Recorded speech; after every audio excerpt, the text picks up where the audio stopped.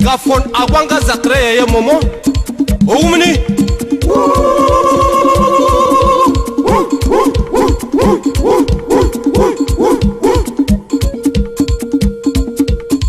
anonago engongotenduine inyirike mwanginye katemetere kwakutro ayakati wa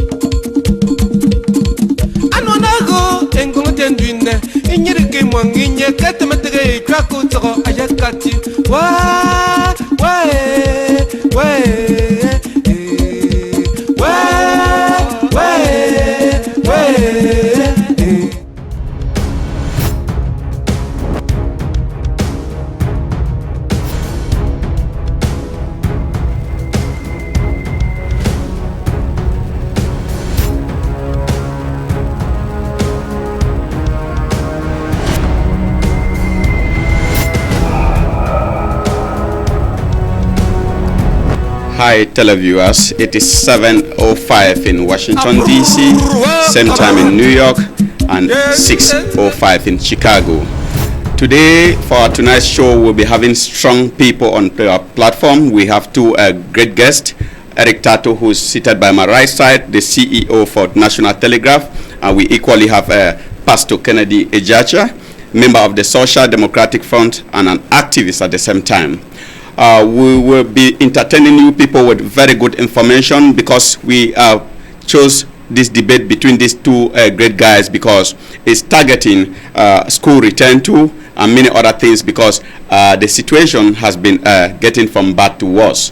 So tonight we'll be having these great guys who will give you sufficient information to really take home concerning the main struggle and equally the way out of it. I will first start with my main guest on the left-hand side, Pastor Kennedy. You're welcome, sir.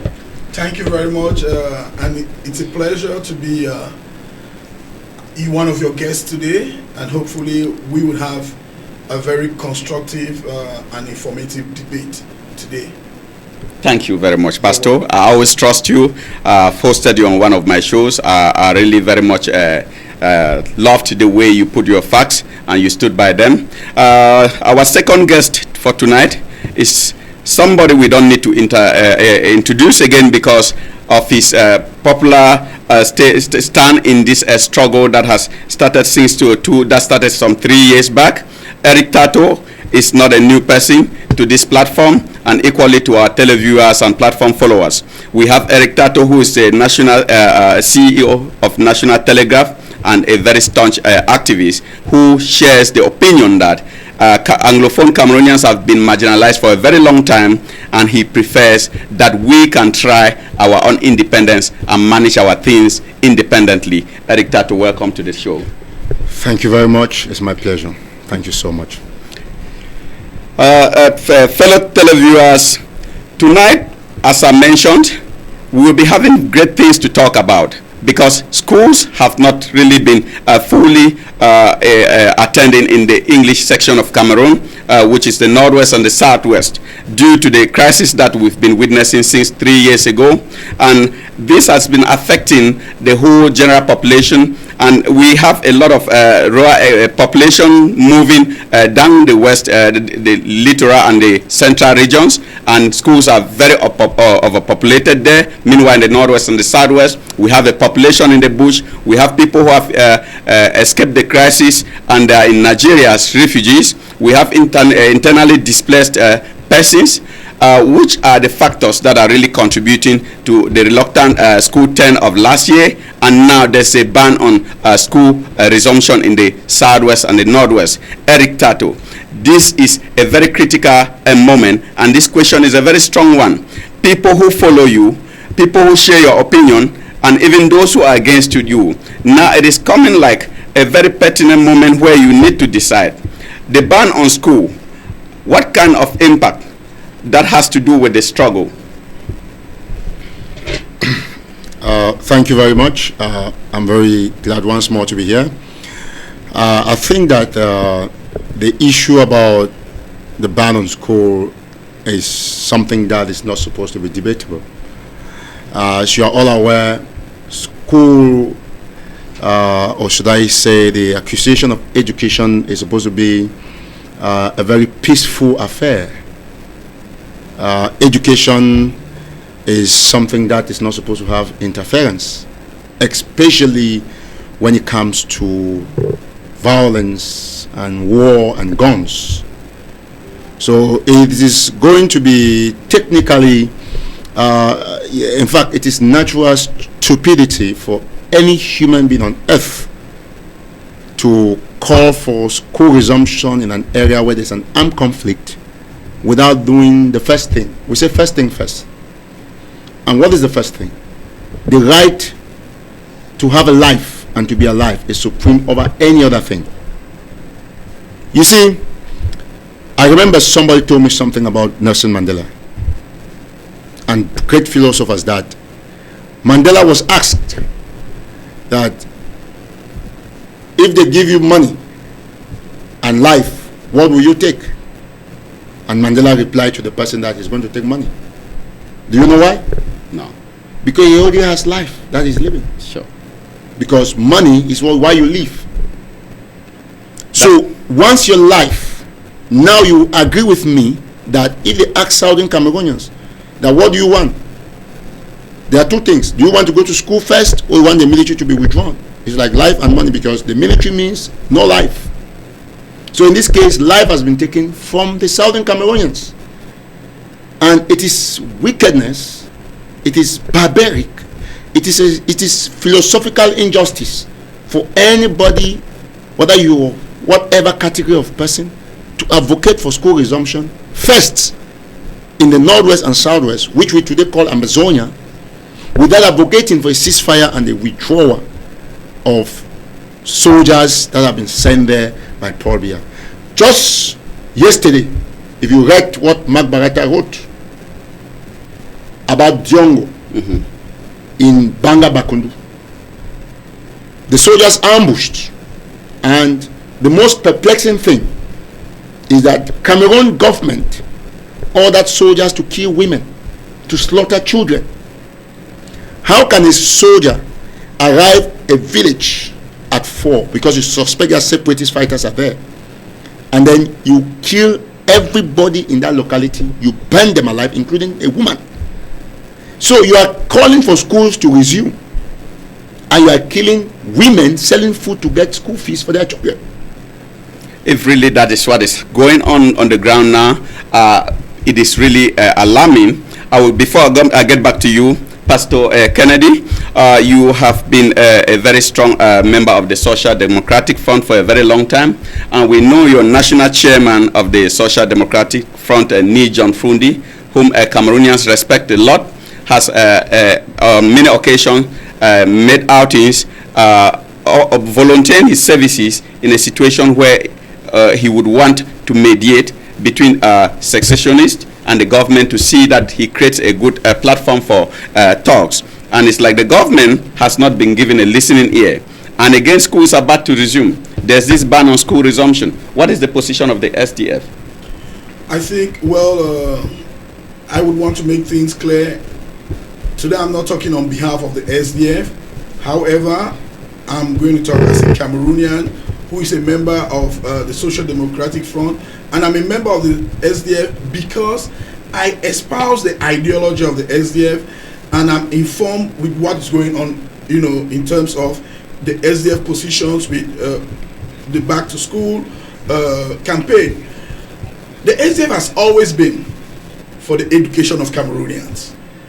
It's non-negotiable. And that is why at the beginning of the crisis in 2016, the SDF stood on the same side with the teachers of the Northwest and Southwest region who had, legitimate concerns that they brought forth to the attention of the government of Cameroon.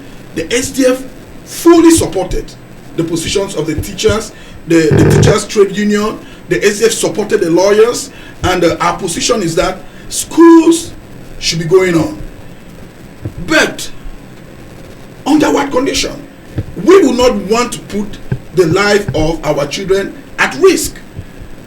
So in the present situation, it makes it very difficult for parents to send their children to school because of the insecurity. That's the big problem. We put life over everything. We are socialists. We believe in social democracy, and one of the pivotal point of social democracy is the sacralization of life. Life is sacred. Life is at the center of all our actions and all our endeavors. Life is at the center of all the attainments that we pursue. So if we have to pursue education, which is wonderful, which is great, we have to also look at the life of those that are supposed to be educated. So that's the biggest problem. And that's why the SDF, without reservation, wholeheartedly embrace the Prime Minister, the Prime Minister's message that Mr. Biya had sent him to prepare the groundwork for a national dialogue. We were not naive when we embraced that. We wanted to be on the right side of history. Not that we didn't have any concerns, but we wanted to be at a position where we can call on Cameroonians to see who is playing the bad game. Because when the Prime Minister came, if we put some roadblocks, they could have used that as an excuse for not convening the dialogue. But the chairman, in his might and intelligence, shocked them when he suggested that, okay, if you want dialogue, if you want peace, I'm not just only going to sit as a spectator, but I am willing to offer my services to be a mediator. So you see right up to what extent the chairman of the Social Democratic Front was ready to commit himself for the cause of peace, knowing that it is a difficult resolution to take. He is living in a war region, that's the Northwest, and then he says he wants to dialogue. He can be taken in a crossfire, and we saw that right after that he was kidnapped. To tell you that it wasn't an easy decision. So again, we are for the resumption of school 100%, but we want guarantees that our children, when they go, we will not be worried whether they will come back home. Thank you so much. That is a great entry. You guys share something in common. The fact that children should have life before education, like Eric Tato rightly mentioned. Eric Tato, no, I don't think we share anything in common. Okay, so perhaps you guys share the fact that there shouldn't be school till there's security guaranteed for the children. No, I don't think that's what my brother said. Okay. Because if you say you are for school 100%, it's contradictory to your argument on the supremacy of life over education. That is a great point, Pastor. If you really want, you're supporting so we can say for school 100%. And again, the security is not even making signs of improving, because there's total degradation of the social lifestyle in the Northwest and the Southwest. Every day we watch on social media a whole lot of killings, even people who are not involved in, be it armed struggle or very innocent people are dying. And now the military, Biya is not yet to withdraw the military from the Northwest and the Southwest. They think it's like they strong arm, they want to crush the struggle with is the military. And now military are causing havoc, and people are very resistant, and they are like, okay, we're not giving way. And Biya thinks this is only the hard way that he will make things work. And we are talking of school resumption. This is in the nearest future, and already security is not like near to be a situation that we can hope for. So what can you decide now if you were to decide? Should we go to school with the status quo? I mean, I would just repeat what I said earlier. I will re-emphasize on that, and it's on tape. You can go and roll it back. I want us to be intellectually honest. I said we don't deliberate on whether children should go to school or not. Yes. Our question is, we need guarantee that when our children go to school, they will come back.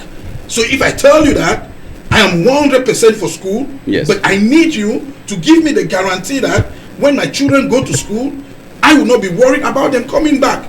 I mean, even a kindergarten child will tell you what it means. Sure, and the guarantee is not anytime near. If you want something, yes, 100%, it means there are two things we're talking about. This is logic. Yes. And thank God you talked about the kindergarten, because my last daughter is going to be one soon. And she would still understand that you mean that you've chosen the right to school over life. Because if you say you want school to resume 100%, it means that you prefer people to live free life 0%. Because there's nowhere near. Let me get this clear. Did you get the proposition or the conjunction that I put there?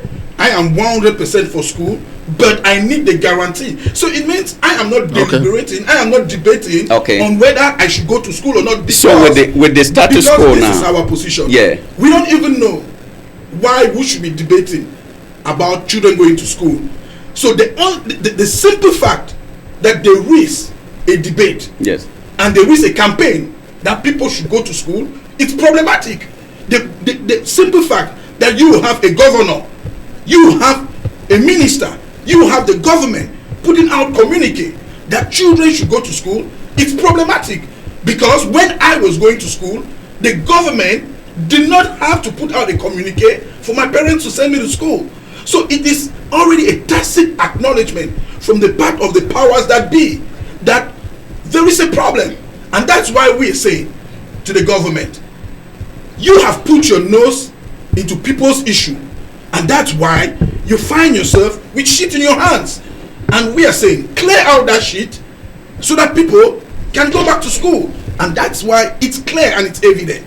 Because we don't want to tie this going to school around any philosophical or ideological considerations. It's natural. It's a right for people to go to school. But beyond that right, there is a sacred right of life that must be preserved.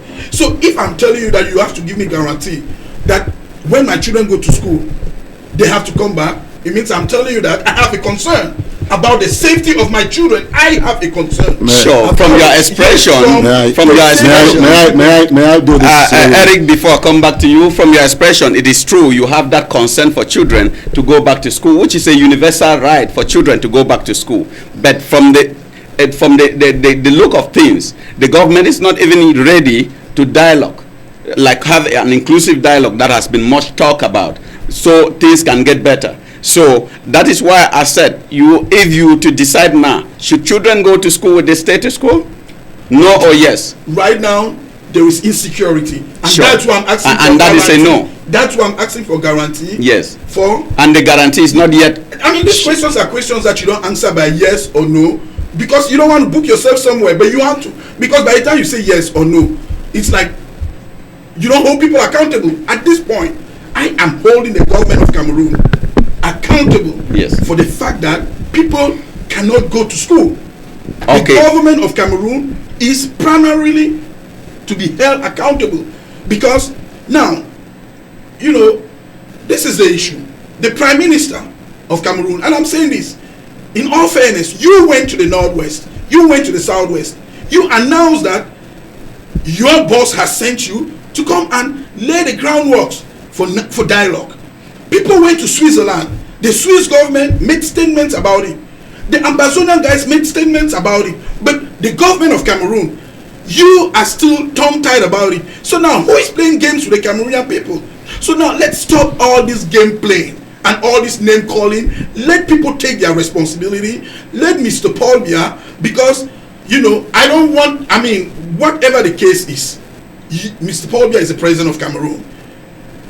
For through legitimate or illegitimate means, he remains the president, known by the international community. And by the fact that you are the president of Cameroon, it means you have on your shoulder the responsibility for the safety of the people. When I was growing up, there was never an issue about should I go to school or not. The only concern that my father had was, okay, am I able to sponsor my child to school?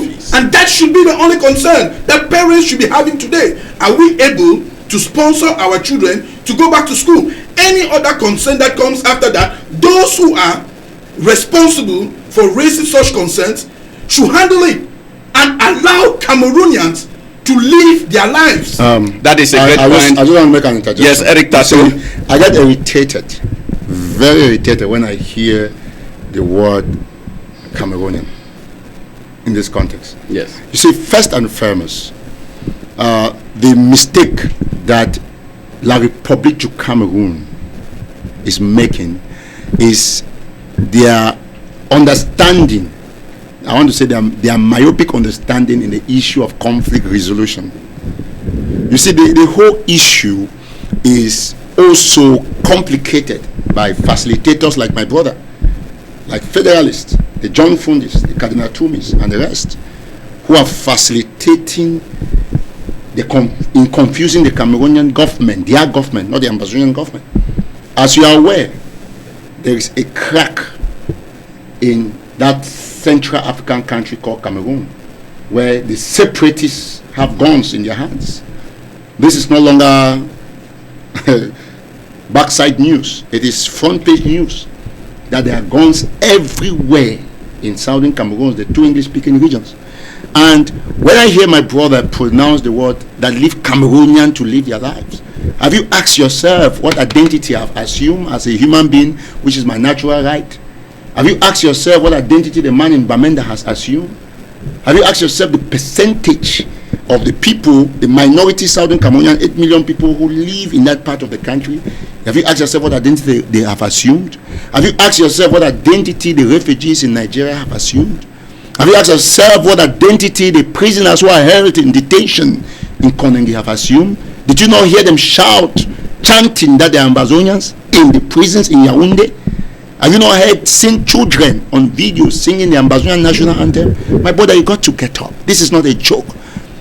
Don't force me to take snake when I want waterfall ego or I want katikati. You understand what I'm trying to say? Because every human being has a right. They are vegetarians. The people of the two English-speaking regions of Cameroon, they have said that. Let me not say the people, because you're also from that part. Majority of the people, about 90%, and I'm going to tell you where the statistics comes from, or more. Let me say 95%, I'm being too modest. Say that they are Ambazonians. They don't want nothing with La République du Cameroon, because they were independent in 1961. And they want a return. We can be called separatists, but we are restorationists. I am not scared to call myself a separatist, because if you want to restore, you're also separating, because you're in one way or the other, first of all, together. And that was an illegal union that we hope that even when you preach your federation, I went single-handedly, he was there. I disrupted the federalist meeting in Bowie, and they called me the police. And I told them that I'm not scared to go to jail, because it's a conviction. What I'm fighting for is what I believe. So you don't take the issue of school and wrap it with the issue of the people's rights. As far school is a universal right, self-determination is a universal human right, and one thing comes after the other. First and foremost, our problem is not school. That's what you have not known. Our problem is not school as Ambazonians. Our problem, just give me a minute, our problem is the restoration of our statehood. And you should know by now that school or education is one component of the armed struggle. One, we are clamoring for zero tolerance in terms of corruption, where we will not have a minister steal money and go free.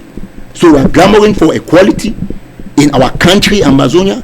where children who go to school, if you are Minister of Communication, I am a peasant farmer, if my child takes first, he should be able to have a job before your child, like you have in America. Yes. Where they don't look at your face before they give you a job. We are clamoring in a situation where we have a country of ours, where if you are R. Kelly and I am Sam Toko, or I am a Tata Kinge, and if we have a case of rape, you rape somebody, you go to jail. If I say hello, you cannot take me to jail. We are trying to get equality in the justice system. So education, and let me say something.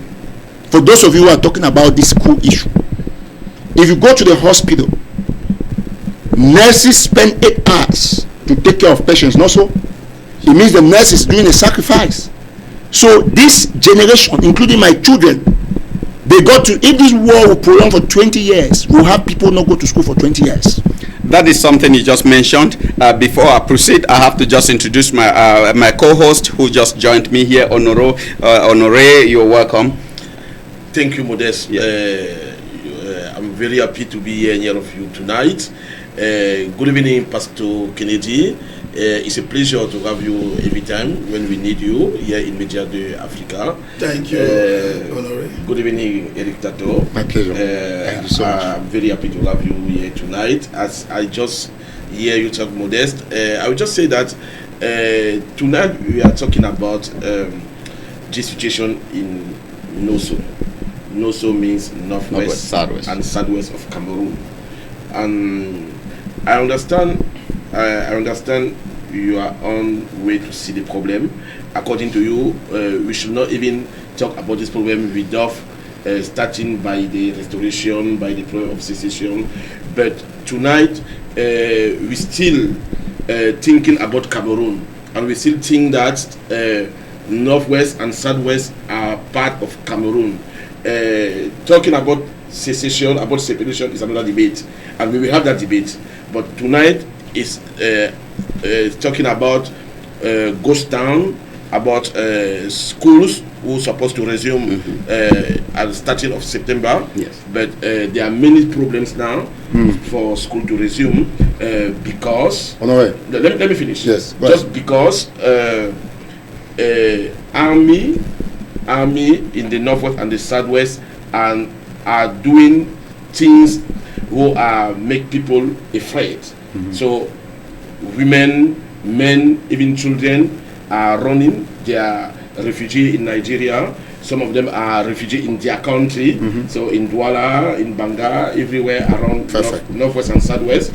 So that is why we are here tonight, to talk about what type of solution we can have. You know, our Media de Africa is Media de Africa has a responsibility, and we have an engagement.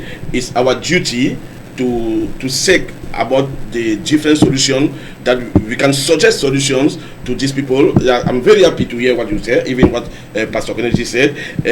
I just think that you guys are telling the same thing. The fact is that all children have a right to go to school, but now they have to be in security. Yes. Because you cannot just say that I'm going to school, but you are not in security, because on your way to school, a military can shoot you. And that's what happened in Northwest and Southwest today. And who is responsible of all that is Paul Biya. Paul Biya is the responsible of that. So what can we suggest tonight? Eric Tato, what can we suggest? Let me say this. What can we suggest? Perfect. I'm going to do suggestions. I'm going to suggest, okay? Let me say this. The reason why is the responsibility of the media not to coin the perspective of a debate to a particular agenda when it comes to this thing, because this thing is so complicated in a way that you cannot insist that we don't talk. I'm not coming here. What I love about we're going to talk about everything. We're going to talk about everything. But we're going to talk about everything. Perfect. But the problem is that my co-host, Modest, who is the principal host of this show tonight, introduced the subject. I was watching about this school who's supposed to resume. Now, talking about secession, separation, we can talk about you ask for the solution, right? Yeah. So I'm going to give you solution. For school to resume. For school to resume. Yeah. Number one, yes, major solution is for Pobia to call for a ceasefire. That stop, military stop. Number two, after after ceasefire, you immediately withdraw all the soldiers from southern Cameroon's Ambazonia. Number 3, you release all political prisoners that have been held in detention, from our leaders, what we call the Naira 10, all of them. You release all of them, Manchum, BBC, Siku, everybody. You bring all of them out. You remember that schools cannot resume. It will never resume when we have children, students. How do you want schools to resume when a teacher or teachers are in jail? Patterson started this thing with school. He's still in jail, and you want school to resume? You expect that restoration forces will allow a teacher to go and teach when other teachers are in jail? Then, when that is done, they call for, and because after this, schools will not still resume. So I want to give you the solutions. If you do these things, schools will not still resume. You call for a dialogue supervised by an external organ. All these things that Kennedy and the rest are saying that a national dialogue, this is not a national issue. An issue cannot be national when there are refugees. Refugees have crossed boundaries. They're in Nigeria, they're in Ghana, they're in Ethiopia, they're in Cyprus. They are here. Some of us here are refugees in America. Many of them are here, refugees from southern Cameroons who were running away from the war. Some died in the creeks in Mexico. Eric Tato, you make a very strong point, because I'm not even done. If school were to resume, what about the situation of the people who are in the bushes? Because monopolizing. No, I am not. When you talk, no, I'm not. Yes. You just kept me. I was going to learn. Yes. I'm going to learn. You see, the problem with okay, you have 1 minute to learn. I'm going to we'll switch to Kennedy before you have the opportunity to say. Yeah. They don't understand that they have the right to speak, but when you have money, you have more command. I'm not saying that federalists are poor. I want to relate it to the guns. The Ambazonian fighters have the guns. We have the command. So you cannot be talking. When I said that the prime minister made a mistake to go and meet Fundi, who is Fundi in this context? Fundi cannot stop this war, because Fundi cannot say anything in Ambazonia. All the Kadnatumi is a waste of time. Because the government, one minute. Can you stop the war? Can you just say. I will answer your question. Yes, Pastor, you have the opportunity to talk. Okay, you have the opportunity to talk. Stop the war. You are giving the mic. You are giving the opportunity to talk. You cannot stop the war. Okay, we can stop the war. Me, I'm a separatist. Pastor. Okay, let me land. Okay, I have 1 minute. You didn't intervene. I have 1 minute. Me, stopping the war is not an easy. Give me a minute. Okay, now, when all these things have happened, there is dialogue. Until there is dialogue with a neutral party, then shall we, through our leaders, after a decision, remember that this war started because of schools and teachers, lawyers and teachers. It came up when it migrated, it metamorphosed from a simple demand in a change in the educational system to federalism. And it has left. So now it is not a level for federalists to be discussing. Normally, I'm not supposed to be on a debate table for that. Thank you. The only final solution will be the international community to make schools to resume, to call for the independence of Southern Cameroon. Without that, there is going to be nothing in that country. That is a point we'll come to deliberate to that. Pastor, you are a federalist in this struggle. We have seen from the start, people are just calling for rights of the Anglophone people to be respected, like the legal systems in the. It is after that march that the English section of INAM was created by President Biya, after Atanganji said there was no Anglophone problem. 50 years after independence, English Cameroonians did not have a faction in INAM. They were forced to read either in French, not even either, because they didn't have an English option in INAM. Federalists who even spearheaded the march past were caught and locked up, like Barrister Bala, who has been going on and trying to see that he makes things possible for a dialogue. And Biya, up till now, I've not seen any giving in. You have already mentioned how you would want students to go to pupils to go to school, be it teachers. What about the people who are in the bushes today? They live in the bushes. The internally displaced people who don't even have money to cope with the cost of living in the cities where they migrated into. What do you think can be a solution to bring these people on board before they go to school? Yeah, I mean, the premises of your questions, I mean, it's great. And, we federalists, we believe in the strength of our argument. We believe in the argument I mean, in the force of Argument. not the argument of force. And see, we have the greatest weapon that can bring change to Cameroon.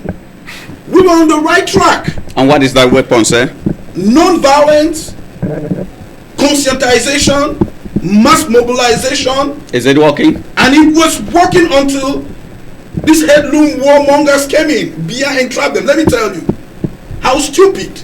But Pastor, the lawyers and the teachers were, their manifestation was peaceful. And they were caught up and locked. Let me tell you guys something, because you guys need to understand international politics. You guys need to understand concepts like agent provocateur.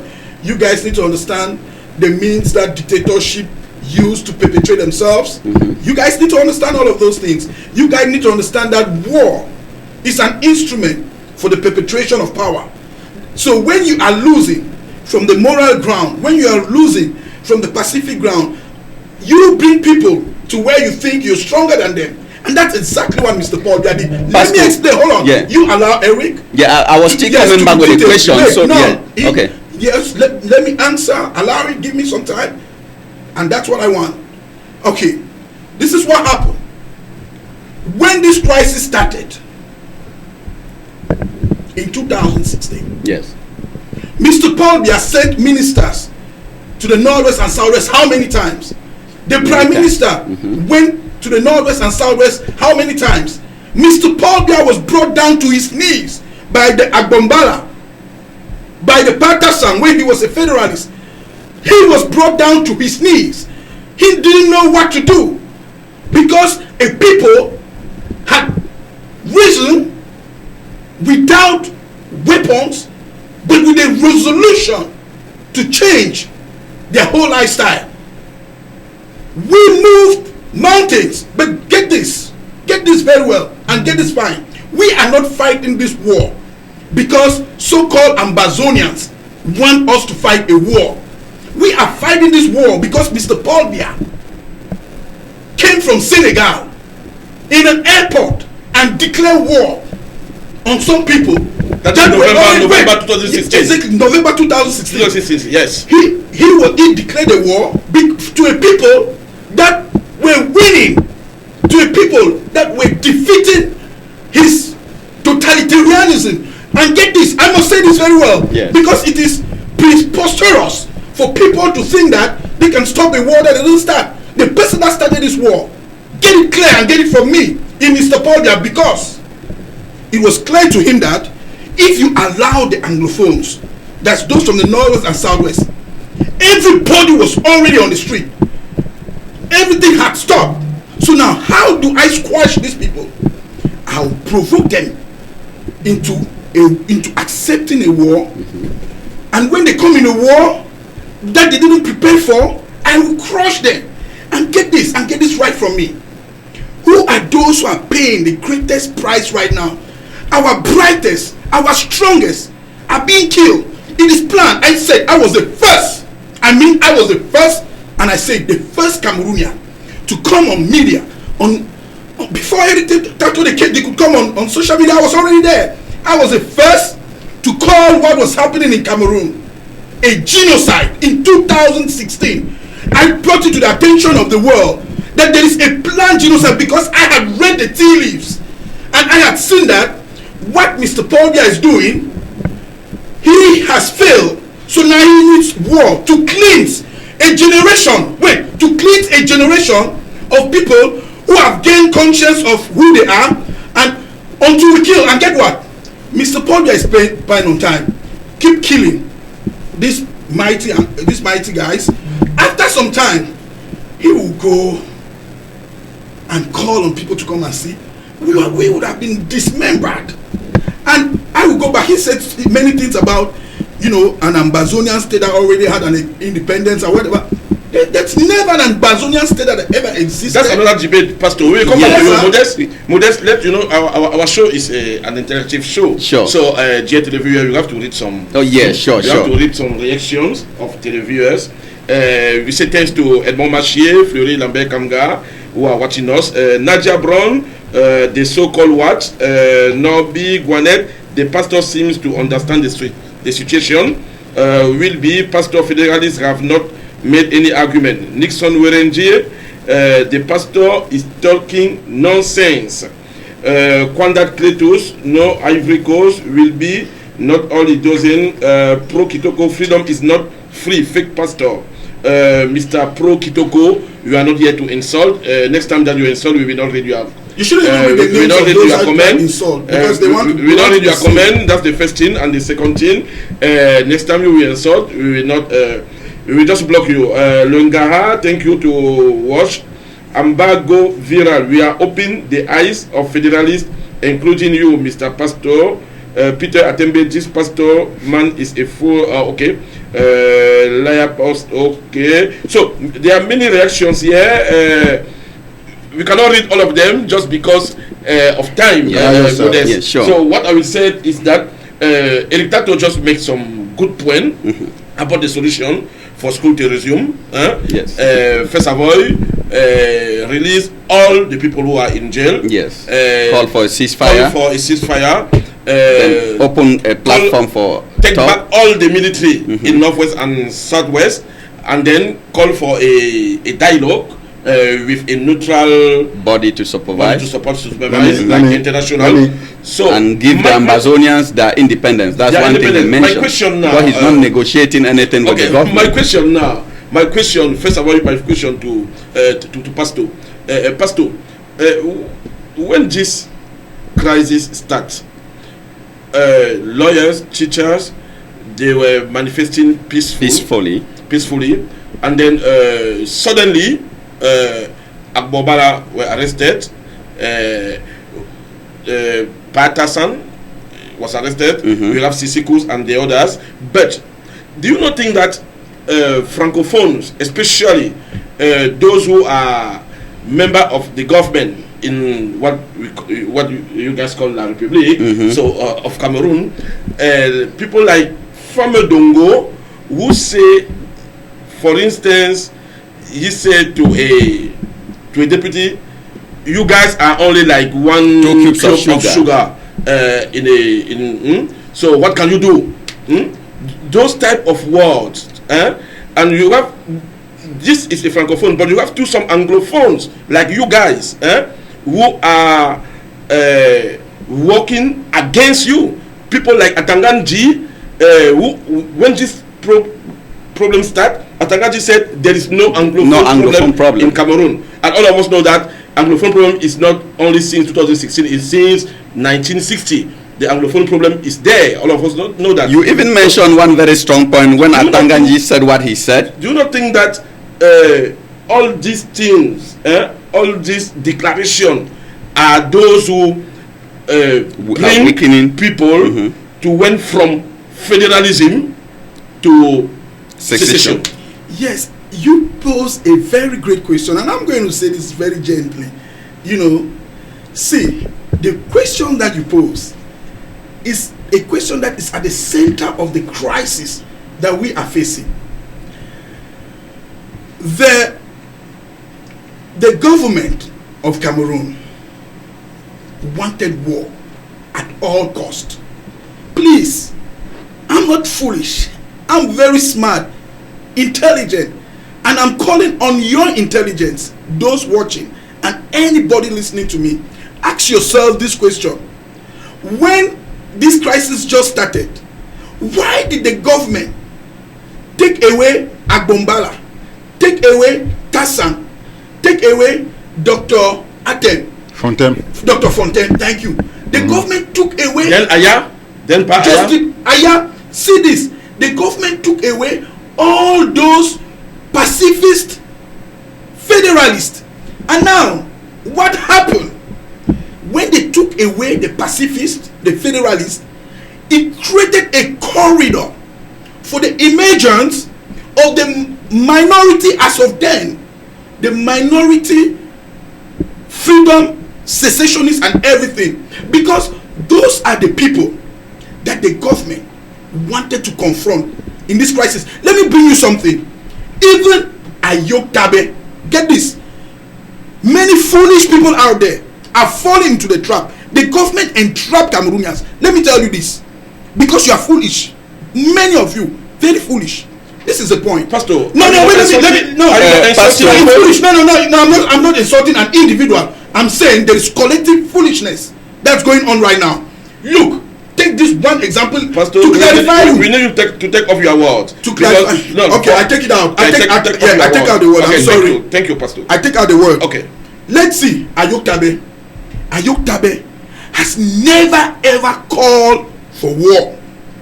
Ayok Tabe, the president of the so-called Ambazonia, if you can show me only one tape that Ayok Tabe called for war. Those guys at Naira 9, those guys that they took them at the hotels, Naira 9 or Naira 10. Wait, let me finish. Yeah, Pastor, you have been holding the mic for let me say something. Pastor, let me say something. You know why it's agitated now? Because I'm proving something. No, you're not proving Let me nothing. finish. You have held the line for long. I will come back to you, Pastor. Okay, I'll give you 30 seconds. I'll give you 30 seconds. Go straight to the point. Yes, let me go straight to this point. So, the government took away those guys when they had gone, and it is clear that those guys had gone.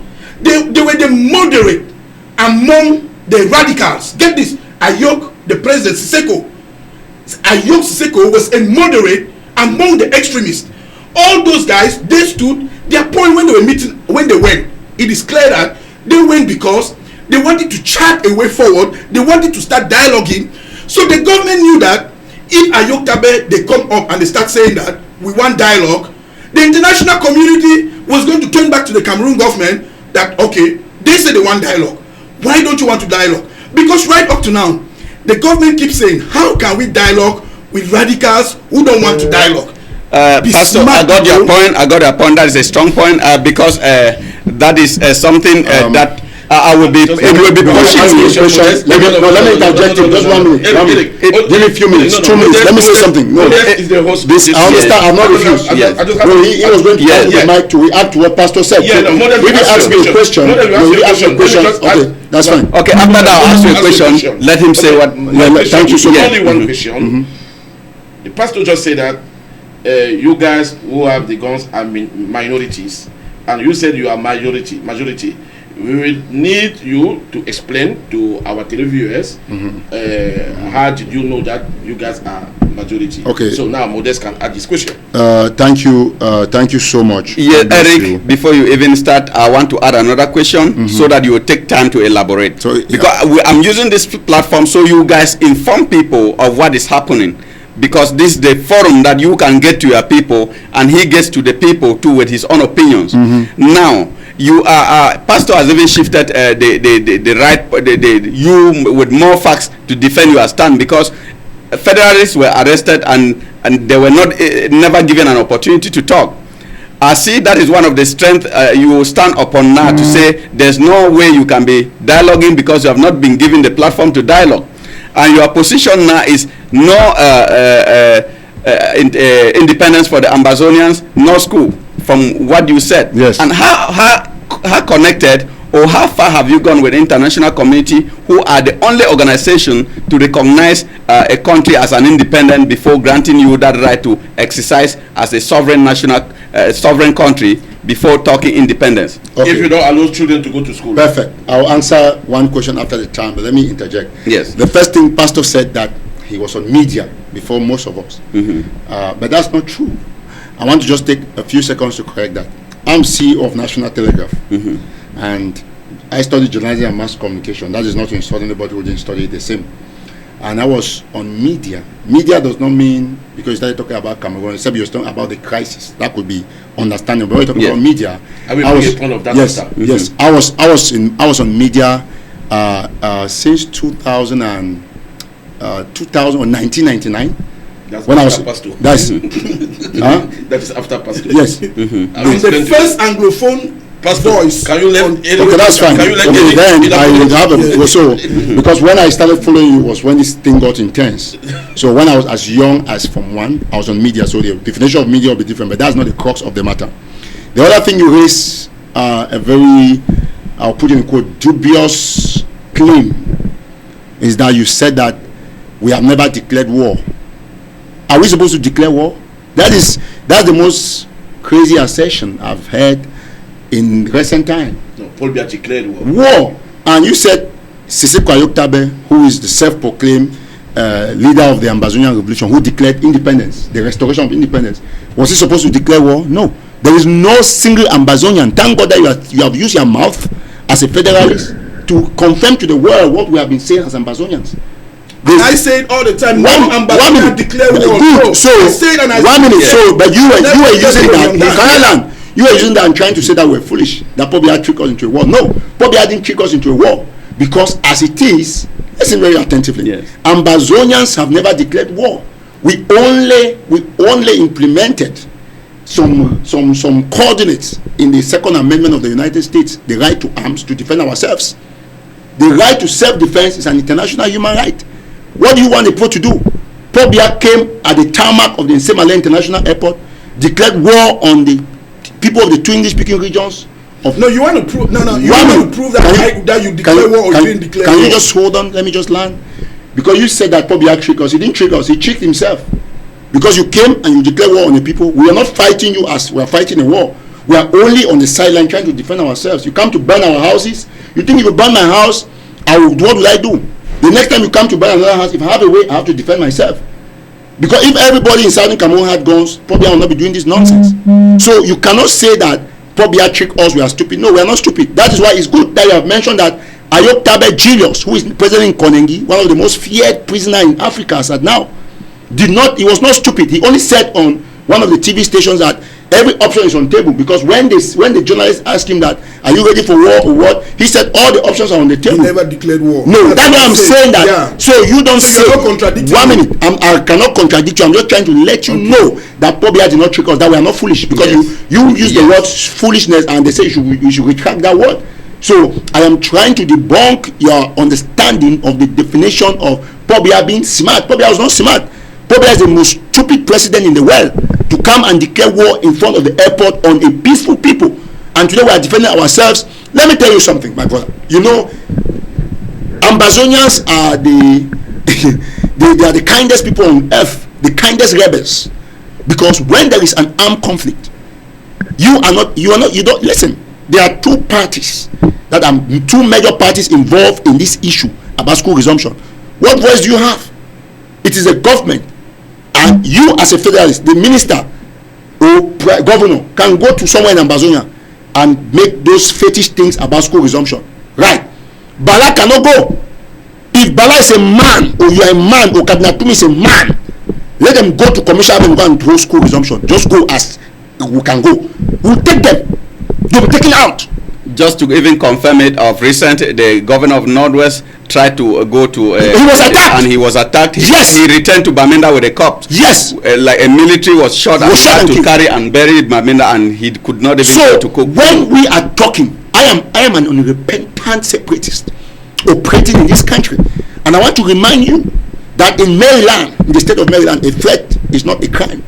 That's what I don't know. So you see, all the things I say on Facebook, I say it because I'm defending myself.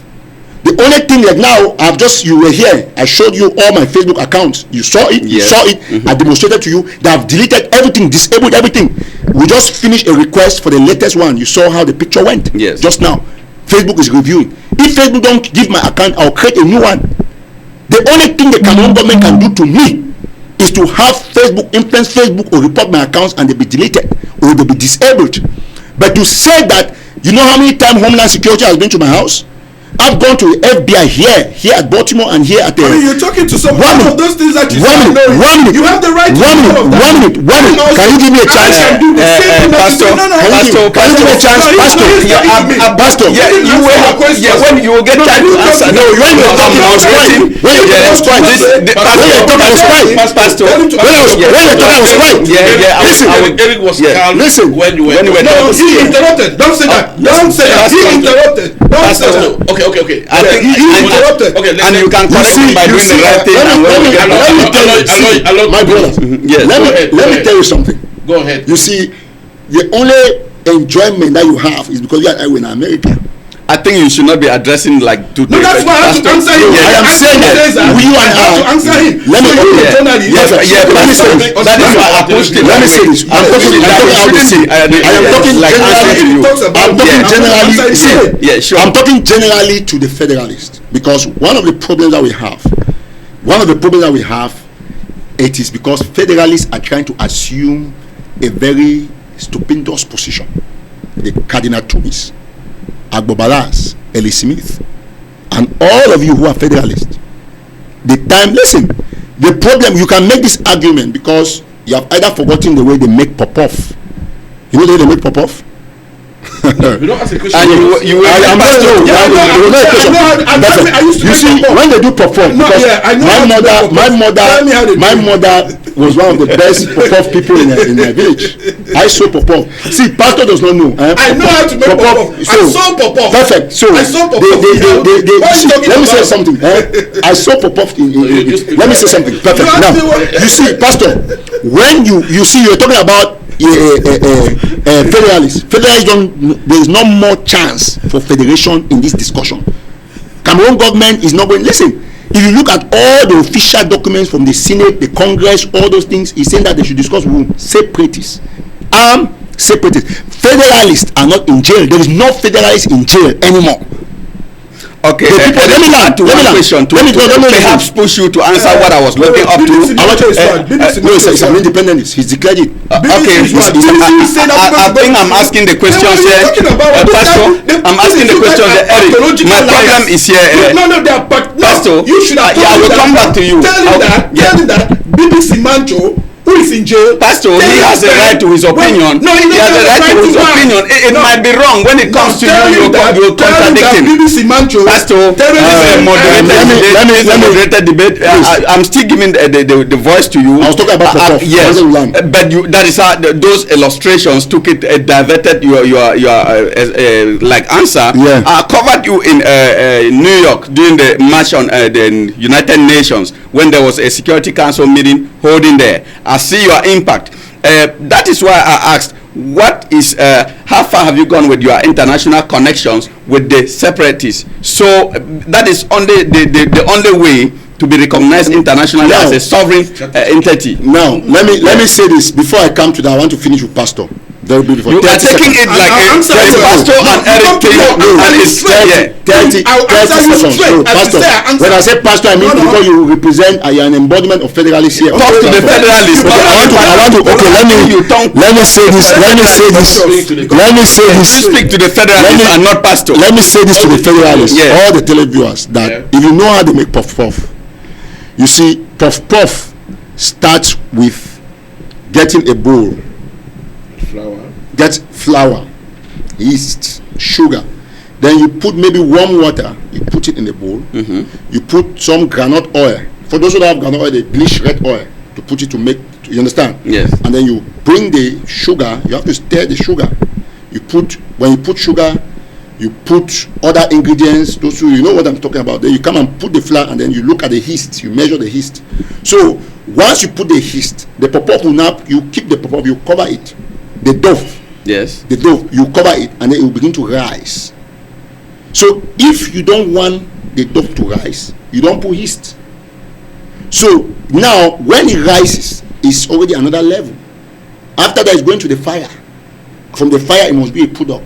I want to let you know that the problem in Cameroon is going through the pop-off life cycle. So the stages have passed. So now it's in the fire. Oh, it's in the fire. It's in the fire. So there's not. The federalists were, when they were trying to put his, you would have stopped it there. So after they have put his, it has risen. You did not even stop it. You could have done the pop-off. You could still dump it and you not go to the fire. But the government allowed it, and then it moved to the fire. Now they are guns. You know what is a gun? How can you explain that? There are many Anglophones who are against your own way to think about this crisis, especially those who are in the government, such as Yan Philemon, and after him, John Gute, and one of the best inside bracket, Atanganji. all this type Those are not Anglophones, my brother. Really? Those are slaves for the Cameroonian government.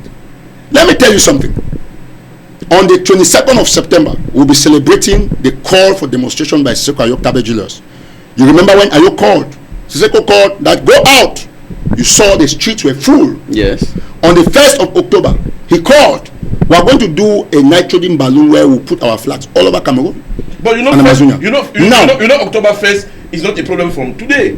It's an old problem. SCNC, even in the 19s. I agree. Yeah. But the momentum picked up when Siseko did the declaration of the restoration of independence. Yes. So that's why it has become more intense. Now, answering your question about when you say it's a misconception and you can give a wrong signal out there to the world that many Anglophones are against us. No. At Tanganyika, I said especially those who are in the government. Now you would agree with because me. They are like the elite. No, they are not elite. Elite is based on the blessing of the population. If you are my elite, I have to recognize you. That is why I told people today on my live show that there are two ways to kick a man out: by withdrawing your endorsement, and then that is the first and the most dangerous way. Take for example, Ari Kelly has been kicked out. You saw Ari Kelly did not go to court because he was in jail, and they say it was transportation problem. He was kicked out because companies withdrew their endorsements. So when you withdraw your endorsement from somebody, you can invite me to this TV and say I will not come because I don't want to endorse this TV. So like Paul Biya, we have all withdrawn our endorsements from the so-called Anglophone elite. We have declared them not wanted. We don't want to see them in Ambazonia. So when, like me, I have the revolution, the Ambazonia revolution, I have my take on particular principles, what I support.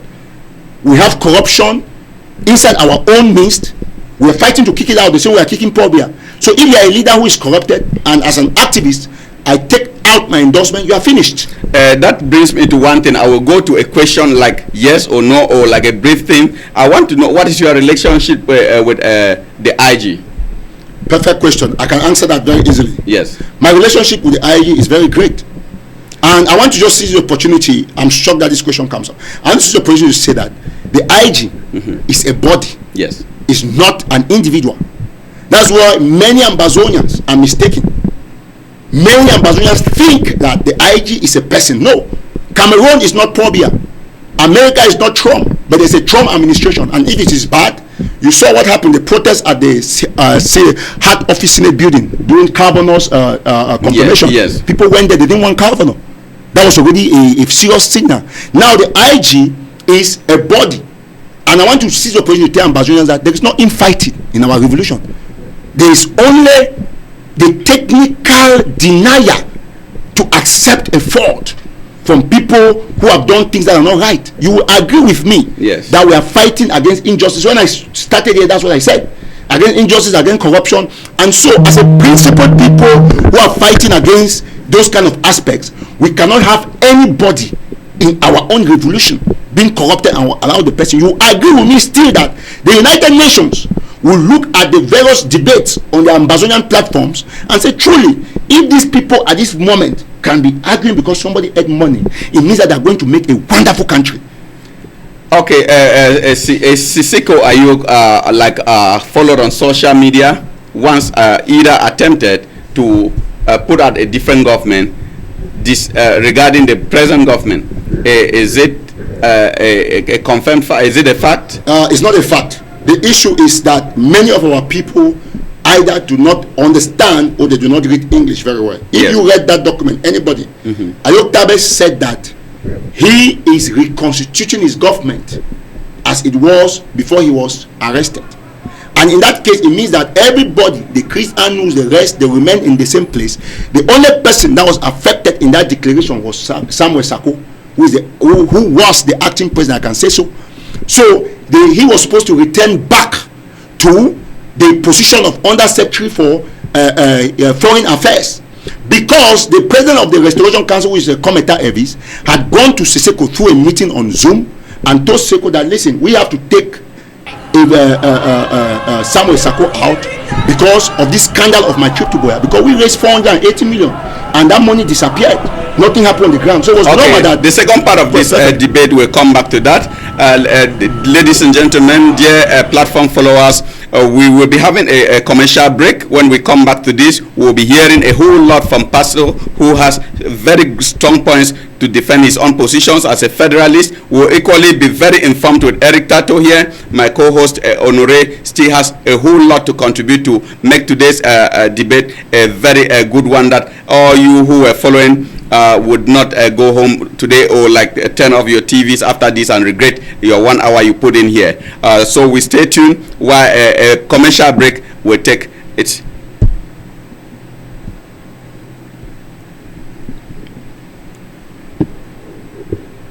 Award of Washington, Award 2019. 15 catégories sont retenues cette année par le comité d'organisation. Si vous êtes acteur dans ces catégories ou alors si vous avez des candidats à proposer dans ces catégories, faites-le dès maintenant au 202 553 78 62. Voici les 15 catégories concernées. Best African Community Group, Best African Driving School, Best African Social Media Personality, Best African Embassy, Best African International Female Artist, Best African Gospel Artist, Best African Home Head Agency, Best African International Male Artist, Best African Sapper, Best African Soccer Team, Best African Student, Best African Young Entrepreneurs, Best African Restaurant, Best African Cultural Dance Group. Award 2019. Ne ratez pas le rendez-vous samedi 30 novembre 2019. Award of Washington, Award 2019. 15 catégories sont retenues cette année par le comité d'organisation. Si vous êtes acteur dans ces catégories ou alors si vous avez des candidats à proposer dans ces catégories, faites-le dès maintenant au 202 553 78 62. Voici les 15 catégories concernées. Best African Community Group, Best African Driving School, Best African Social Media Personality, Best African Embassy, Best African International Female Artist, Best African Gospel Artist, Best African Home Head Agency, Best African International Male Artist, Best African Sapper, Best African Soccer Team, Best African Student, Best African Young Entrepreneurs, Best African Restaurant, Best African Cultural Dance Group. Award 2019. Ne ratez pas le rendez-vous samedi 30 novembre 2019. Award of Washington, Award 2019. 15 catégories sont retenues cette année par le comité d'organisation. Si vous êtes acteur dans ces catégories ou alors si vous avez des candidats à proposer dans ces catégories, faites-le dès maintenant au 202 553 78. Je t'avais dit. Je t'avais dit. T'es ministre ici-bas, tu as ton temps. Gouverneur ici-bas, tu as ton temps. Sous-préfet ici-bas, tu as ton temps. T'es soldat ici-bas, tu as ton temps. Baya Selam ici-bas, tu as ton temps. Sauveteur ici-bas, tu as ton temps. Taximan ici-bas, tu as ton temps. Capitaine ici-bas, tu as ton temps. Même Robos ici-bas, tu as ton temps. Général ici-bas, tu as ton temps. Conseiller ici-bas, tu as ton temps. Chef d'État ici-bas, tu as ton temps.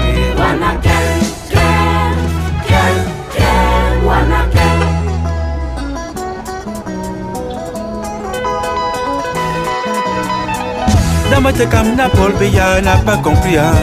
Ici-bas, chaque chose a son temps. Dans ma camna, Biya Bimbono n'a pas compris. Ici-bas, chaque chose a son temps. Dans ma camo, dans ma cama, mon enfant a yongé, mon enfant me ca, n'amitao, ngol sonné, quel gâchis. Dans ma camna, Chantal Biya n'a pas compris. Ici-bas, chaque chose a son temps. Dans votre camna, Debat n'a pas compris. Ici-bas, chaque chose a son temps. Dans votre camo, dans votre cama, mon enfant a yongé, ngona nange bobo, ngol sonné, n'amitao, quel gâchis. De la rue au palais, elle avait tout pour plaire, elle a tout fait pour déplaire, quel gâchis. J'ai parlé, j'ai crié, j'ai plaidé, j'ai vidéotapé, J'ai manifesté, mais Paul Biya ne m'a jamais compris. Oui, il m'a jamais écouté. Ici-bas, chaque chose a son temps, papa. On tue les filles chez moi, et on veut que je me taise. On jeune les bébés chez moi, et on veut que je me taise. On arrache les terrains chez moi, et on veut que je me taise. On vend les organes chez moi, et on veut que je me taise. On pille les biens de l'État, et on veut que je me taise. On adresse les papiers chez moi, et on veut que je me taise. On vole les biens de l'État, et on veut que je me taise. Jamais.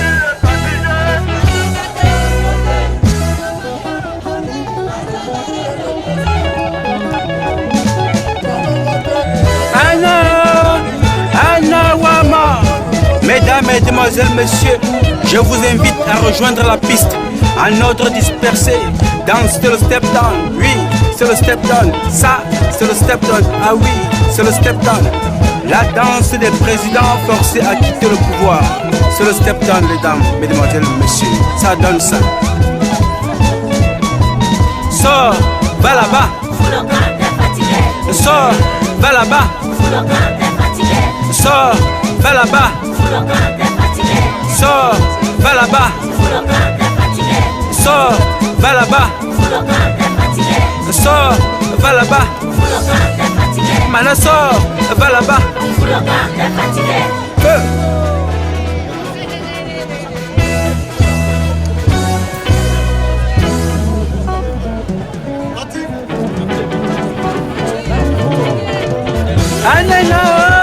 Anna Wama, à Chantal Biya, à Paul Biya, à tous les Camerounais. Award of Washington, Award 2019. 15 catégories sont retenues cette année par le comité d'organisation.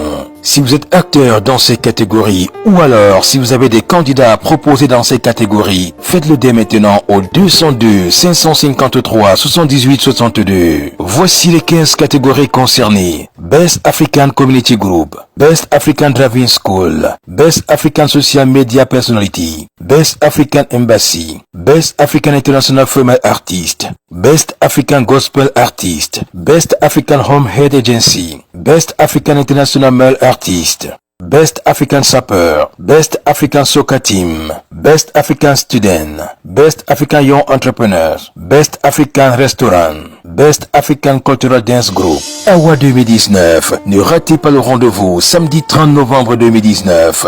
Award of Washington, Award 2019. 15 catégories sont retenues cette année par le comité d'organisation. Si vous êtes acteur dans ces catégories ou alors si vous avez des candidats à proposer dans ces catégories, faites-le dès maintenant au 202 553 78 62. Voici les 15 catégories concernées. Best African Community Group, Best African Driving School, Best African Social Media Personality, Best African Embassy, Best African International Female Artist. Dear televiewers, welcome back to this great debate. Joined here we have Pa Funde, who has been in so many of our debates. We will have the opportunity to talk with him too. He will give his take on this debate that has been hot tonight with Eric Tato and Pastor Kenneth. Pa Funde, you're welcome to the platform once more. Thank you very much, Modest. I'm glad to be here again. Before we proceed, I want to inform our followers that on the 30th of November, we have the African Award of Washington that will take place here in Washington. This will give a whole lot of awards to distinguished Africans based in the United States of America who are doing so many great things. We call on you to stay connected and be part of it. Eric Tato, welcome back to our second slot. Eric Tato, my big question now goes to you about the the infighting in the ranks of the front leaders of the struggle of the Ambazonia. I want to get like very strong position about my trip to Buea that I followed on social media, how it ended, or is it still a project? I want equally to know about the infighting, who in the current struggle, because at times I see Tapang Ivo, either Mark Barretta, one of your front line leaders, was confessing that people were being fooled to this struggle. I don't know if that was kind of edited video, So I would want you to come with strong points on that. Well, you've asked a lot of things. My trip to Boya, Mark Barretta's confession, and the infighting. Yes. Now, you can see from this debate that we are in this small studio, beautifully made, but we still fought. So the issue about infighting is inherent in human beings. Even Trump was just from fighting with the two congresswomen who went and they were blocked entry. You remember? It's just on fighting. Trump fights with everybody too. So the issue about the situation of the infighting in the Amazonian revolution is inbuilt in all revolutions, including the American War of Independence. People fought. They have differences in ideologies. So I don't want people to think that we're not going to fight. But in all, we have a common goal which is taking us to Boya. And I want to let the international community know that lately there's been no infighting. The only problem that we've had, like you have raised, is the issue of my trip to Boya. Yes. Before I come to my trip to Boya, let me just take a very quick point so that I don't omit to clear the issue of Mark Barretta. Yes. You see, like you asked, and that is a very appropriate understanding of what you think that Mark must have said or didn't say. Because you asked that, was it edited? I can say yes, it was edited. How do you edit somebody's words? When something is edited, it means it's not the original thing. For example, if I want to spell, if I type here, if I want to spell war, that is W-A-R, and I put W-A-R-R. The original thing that was imputed is W-A-R-R, and also. So if I edit, I'll have war, which means the original thing that is war, but now the new thing is what? War. But the original thing that I wrote is what? Is war, which is wrong. Yes. Now, Mark Barretta did not say that we fooled people. He talked about some issues in the internal politics, which was the government, because Dr. Sako promised that there was going to be a match with a foreign country. The match did not hold. So he said they fooled us on that. He said my trip to Boya, they said they were going to take us to Boya. They fooled us on that. But when I listened to CRTV and other mainstream media, they simply said that Mark is confessing that the quest or the desire for independence was a lie. But that's not what Mark said. Even Honorable Weber said the same things that Mark said, but because Mark is very more vocal, and all of them are household names, but Mark is frequent on social media. Yes. And so they picked it as an advantage to turn it around. But the bad thing for CRTV is that Mark only helped to destroy CRTV. Because before I used to have 2% respect for CRTV from 100. When they came and changed Mark's word, it went down to minus. CRTV is owing me, is on minus 90 in terms of credibility because of that thing that they did. They changed Mark's stuff. How can you take something from this man they call my country people, a dubious guy in London who is a naval officer? He takes Mark's word, he changes it, and people are commenting in pidgin and CRTV, a whole reputable. Why did you not publish that? This is what Mark said. A reputable is supposed to be reputable. Takes it and then changes it on press hour and starts saying other things. You bring a journalist there, you are lying on broad daylight that this man said this. Okay, excuse me. Good morning. What did I say just now? Good morning. Cool. Are you going to say I said good afternoon? No. So if you say good afternoon, what does that mean? It means you have edited my word, not so? Sure. I'm going to Baltimore. What did I say? You are going to Baltimore. Did I say I'm going to Virginia? No. So how can Mark say something and you say something else? So I think basically it's simple. Mark did not say that we are not more believing in independence. No, he didn't say that. Okay, what about the take on my trip to Boya? Well, if you... I'll be turning to Pafunde now. You see, I am a proponent of a principled society. The very first reason why I joined the Amazonian movement is my belief for justice and zero tolerance in corruption. I graduated from the University of Boya. I left JHS Widikum. This is not to give my credentials, and went to Limbe, where I graduated in flying colors.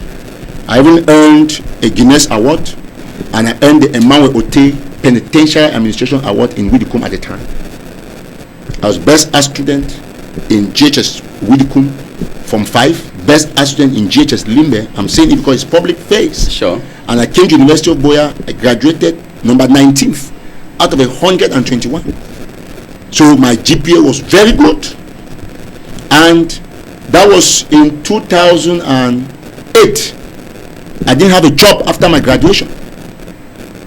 So it means there was no equality because I graduated better than people who today have jobs. They are directors in place. What did I do? I go back to form my own business, National Telegraph. It means the Cameroon society that I supported, I used to have more flowers on my neck. When Cameroon is playing, I'm happy. They cheated me of my due right to have a good job because of my intelligence, by merit. So there was corruption, nepotism. People were corrupt and nepotistic. And the reason why I joined the Ambazonian movement is because I know, I have the conviction that we'll build a country that is even better than America. But my trip to Boya turned out to be another fiasco where people have become parrots. How can you tell me that because you assume that pastor did something wrong in his church, you think that if another pastor is doing something wrong, you not condemn it, but you quote pastor as having done something wrong? And I ask the question that if somebody slept with your cousin's wife, my brother, would you allow another person to come and sleep with your wife because some other person slept with your cousin's wife? Two wrongs cannot make a right. Never. Mm-hmm. So my trip to Boya was embezzled. According to the audit, we raised 480 million, which is our right, because we have a registered organization here in the US. We made all the contributions. For those who follow, they know the effort that some of us make or made. I don't want to be personal. And that money was under the watch of Dr. Sako, who took a political manifesto and told the Ambazonian people that he was going to deliver us Boya if we gave him 2 million. Good enough and true enough, we didn't give him 2 million. Although that money was more than 800,000, but the declaration, because I, as a journalist, as a scientist, because journalism is social science. Social science. Yes, I based my stuff on facts, empirical evidence. The audit committee came and declared that it was $811,000. If you convert it, it is 480 million CFA. Okay, you took that money, and then it's like you say that you want to tar a road from Mutengene to Ombe for 1 million, and then you take that money, we don't see even a sand on the road. It means you have not done nothing.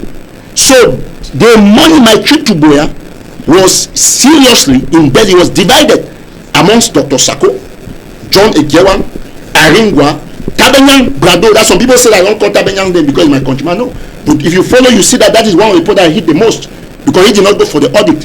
We cannot have a society that we're trying to build where we want zero tolerance on corruption, and then people eat money. Want to ask somebody that where is my trip to Boya? The person said, he's saying that Siseko also collected Skapak, and there is no proof to show that Siseko collected the amount of money that they are talking about. I'm not supporting Siseko. If you bring a proof, you bring an audit that shows that it was the money that enters Skapak and Siseko did not account for, I'm going to deal with him too squarely. But there's no proof. Let me just land. Yes. And then you now come and tell me that because if even assuming that Siseko did something like that, is it a right thing for any activist, my brother, to come and agree that this thing that they raise money for people to defend themselves, for refugees to have food, mattresses? And what have you guys done about that? What I have done, I have proposed a simple judicial solution, social justice. Number one, we know that we cannot recover that money. If Ambazonian people are listening to me at this time, you can never ever take your money to the same bank that had a bad manager. If money was misappropriated in a bank, you will never get your money back there. I propose that for Sako to be honorable, let him leave the stage. If we cannot have another, because Siseko is in jail, he is a president, but he can never act from jail. He has what they call Yerima and the rest. I'm not bothered about that. You have one IG led by Siseko, and Sako is the acting president who has lost confidence and the mandate of the people. If Sako goes, there is no internal fighting in Ambazonia. I want to make this point clear. Okay. If Sako goes with his gang, just 4 people, Sako, John Egewan, Aringwa, and the rest who stole money, Tabenyang, if they go away, then we know that the Siseko, the people in jail, and the other leadership that is left in the IG, they can now work together and they bring everybody together. After all, Ayabacho is almost now working with Siseko. So when people say there is division, there is no division. We have only a group of armed robbers, social media armed robbers in Ambazonia, who are trying to deflect a fact which they will never deflect. Thank you for that clarification. I hope people who are watching, they got your own opinion over there. And I'll be welcoming Pafrunde, who should have sufficient, very good things to share with us, because he's always having great contributions to this show. Pafrunde, welcome to the show once more. What is your take on, after Eric's illustrations, do you have a contrary opinion, or you share the same opinion with Eric? Well, please permit me just to say this, right? Yeah. Fundamentally speaking, there's not any division within the leadership circles of the struggle for the liberation of the occupied territories of southern Cameroon. Very true. Now, having said that, let us just say that the revolution in its present form was thrust upon us. And Pa Foncha, before resigning from the CPDM, had made it abundantly clear that he had tried to meet the incumbent in power, President Biya, and he was not able to meet him. And Pa Foncha had said that our children will live to fight this fight. So this is that fight that we are fighting now. Sure. And we will fight it, as Honorable Weber said, to the last man standing. Now, with the revolution being thrust upon us, we had no other option but to go into the field with various ideas. And one of the mistakes, which is what Mark Barretta was alluding to, is the fact that some leaders started with the revolution, okay? In Cameroon, you first of all had Agbobala with the consortium and the other guys. Then the government pounced upon them. The leadership went away to Nigeria with Tassan, okay? The government followed them, the government of La République, and adopted these guys across state lines, across contravening United States conventions. Now, these were another group of leaders, right? Then now the leadership, the baton for leadership passed on to the current guy, Sako, okay? And then for a little over a year now, I would say that the revolution being what it is, no matter how weak a leadership is, okay, nobody can stop a revolution. Yes. Nobody, absolutely nobody. Now, having said that, you see, Sako has had his faults, and he made promises for my trip to Boya, which were never really realized. And for lack of a better word, if he is a true leader, like Eric Tato mentioned a few moments ago, he would honorably pass the baton and say for another person to give it a shot. But this is what I want to say. Lately, true revolutions need to be leaderless. We don't need a leader in a revolution per se. What we need is some sort of a round table conference whereby you have a bunch of people sitting together and taking serious decisions on what has to happen. Unfortunately, I would say the contraption which came out of Skakuf IG, which is now called IG in its present form, is the most widely recognized group, if I can put it that way. That is why a little over, in fact, about $500 million was contributed towards the liberation of the southern Cameroons. Yeah. There's been faults here and there, but like it or not, the occupied territories will be free from the stranglehold of the French Cameroons much sooner than later. $811,000 was raised, and Eric Tato is thinking if Sako wants to stay clear, he should step down and give the way for a new group of people to manage where you would trust better. Would that be doing justice if Sako just has to step away and the money is not recovered? Well, some of the monies can be recovered, definitely. Yeah. But it's one of those things that you want to prevent continuous hemorrhaging. Yes. Okay. Yeah. And then not only continuous hemorrhaging of blood, but also replace the blood that was hemorrhaged. Because where we are now, the truth of the fact of the matter is that we're not raising as much funds because there is an inherent distrust in the current leadership structure. Yeah. Sure, that is really. Can I just add something? Yes. Okay. Well, my brother here. In fact, I know a lot of people said all those comments on social media, but today I met a gentleman who gives me assurance that we will indeed have an Ambazonian different from what other people try to propagate on social media. I will say this. Martin Luther King Jr. says that injustice anywhere is injustice everywhere. And we must agree as a people that there is no timetable to fight corruption, no location to fight corruption, no time to fight injustice. If you listen to what Barrister Falana said in one of the gatherings he was addressing Nigerian politicians, he said that the major problem is been corruption and capital flight. And the even bigger problem is been the fact that the politicians are not honest to accept the mistakes and show remorse. How on earth can people contribute? You know, mothers go to McDonald's. Some there are mothers who will cash buses because they don't want to take Uber to spend $40 to and fro. A woman will cash a bus under the cold, under the sun, in winter or summer. Cash a bus, if you cash buses, sometimes I've caught buses in this country.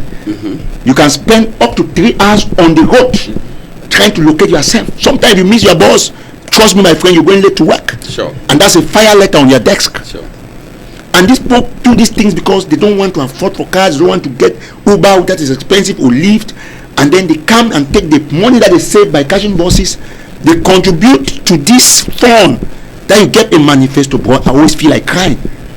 You manifesto, and then you take that money. You don't do what you did with the money. You sign contracts. You did this. We have seen. I have proofs. If he has followed, he has seen them. I've seen where people are sending money, swapping cards, people's money, and then you don't, like Falana said, that's capital flight. Even if you have done capital flight and corruption, what prevents you from coming and telling the people, you know what, I'm sorry, show remorse, and then every step away honorably? Yet you create monsters, parrots on social media. So that's why he's saying there is no infighting in Ambazonia. And I'm sure sometime we'll have the opportunity to host the acting president, so he gives his own version of this talk. I'll be glad to watch. Yes. You invite me on that and I would like to even invite you to come and be part of his illustration. And I'll give you documents to ask him why you are going on it. You put it on the screen, let people see. Sure. Let him justify why he will go and sign a $20 million bill or deal, a loan for 20 million. I can put you on my email. I can give you. It's not a confidential document. You sign a loan because every name is marked for 20 million. You give the person who is the shorty, the middleman, $100,000. How do you take your money and give to a strange person? Just go to the credit union here and advise them, Pastor. You know, go to any credit union here, put $200,000. Just wait for 6 months. That deal is 14 months. In 6 months, you go and take maybe $10,000. You pay back in 6 months. In 1 year, you go to the bank that give me 10 million. They'll give you. They'll give you. That's great. Thank you so much, Bafunda. I will be coming to you because you joined us a little bit late. I want to turn my focus now on Pastor Kennedy, who has been very patient. Pastor Kennedy Kadinatumi, who is a federalist, who shares the same view with you. He preached a platform for dialogue, but that never saw the day. Well, I mean, I have a concern. My first question is, I mean, what am I doing here? There's a protocol. You invited me. Yes. You provided a protocol, and then you bring me into all Ambazonian things. I don't have no problem being where they talk about Ambazonians. Yes. But in an interview protocol, the protocol is there. The questions are there. You gave us a direction, and I come and I'll sit 25 minutes. And you have my attended and attend to you. Now I'm giving you sufficient time. This is. Can you just go ahead and this segment is 30 minutes. I want to be clear. There are things that for me we have the we have the coordination. We can add your time to make it that time too. There are things that we are arguing on time and taking time that you can talk. I gave you the time. I was patient. I didn't want to interrupt. I wanted to be a civil man. But I understand you very well. This is my protest to you. Yes, I've heard your plea. Next time when you invite me on your platform, if you have to invite me on your platform, make sure that you obey. You go. Thank you, Pastor. Perhaps I was carried away by the minute facts they had to do, and that is how I can end up being carried away when you have sufficient good things that I have to listen to. Because we are following time norms. I got interrupted so many times. Pastor, I think I've heard your point. We will be thinking about that too next time. That is a good tip you gave us there. We are developing every day. I think we grow from day to day with the opinions we gather from people. who attend the show. So I was asking Cardinal Tume's most preach platform for dialogue that never saw the day. He's a federalist too. How could we still standard federalists have a way out of this thing when even big shots like Cardinal Tume and those who rallied and to get a platform to have a way to dialogue, like an inclusive dialogue? I mean, we're in a conundrum. Who has the way? Nobody has the way. Yeah. Everybody is doing what they're doing because they're looking for a way out of the situation in which we find ourselves. Yeah. And get this very well. This crisis in Cameroon started because some people who are from the federalist ideological spectrum raise pertinent issues about the Anglophone problems. Yes. That's where this crisis started. So now it will be insane for some people to think that federalists have no concern and that the Anglophone issue is something that is of no importance to federalists. Agbombala went to prison. Yeah. Fontaine went to prison. When what's his name? The guy who is now a federalist, the guy, one of the consultative member, what's his name again? The teacher. Tassan Wilfred. He was a federalist. It was under the bannership of the federalists that these guys all went to prison. So now, federalists have paid a price, and we're still paying a high price for the struggle of the self-determination of Anglophones. And let's be clear, from a historical standpoint, the Federal Republic of Cameroon existed because there was a referendum.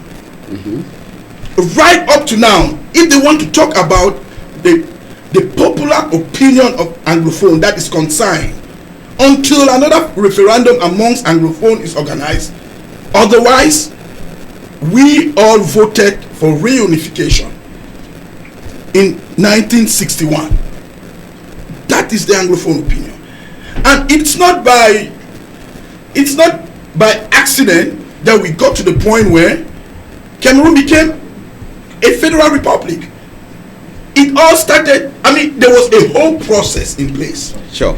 There was a process. The United Nations had its plebiscite commission. The United Nations had the trusteeship council.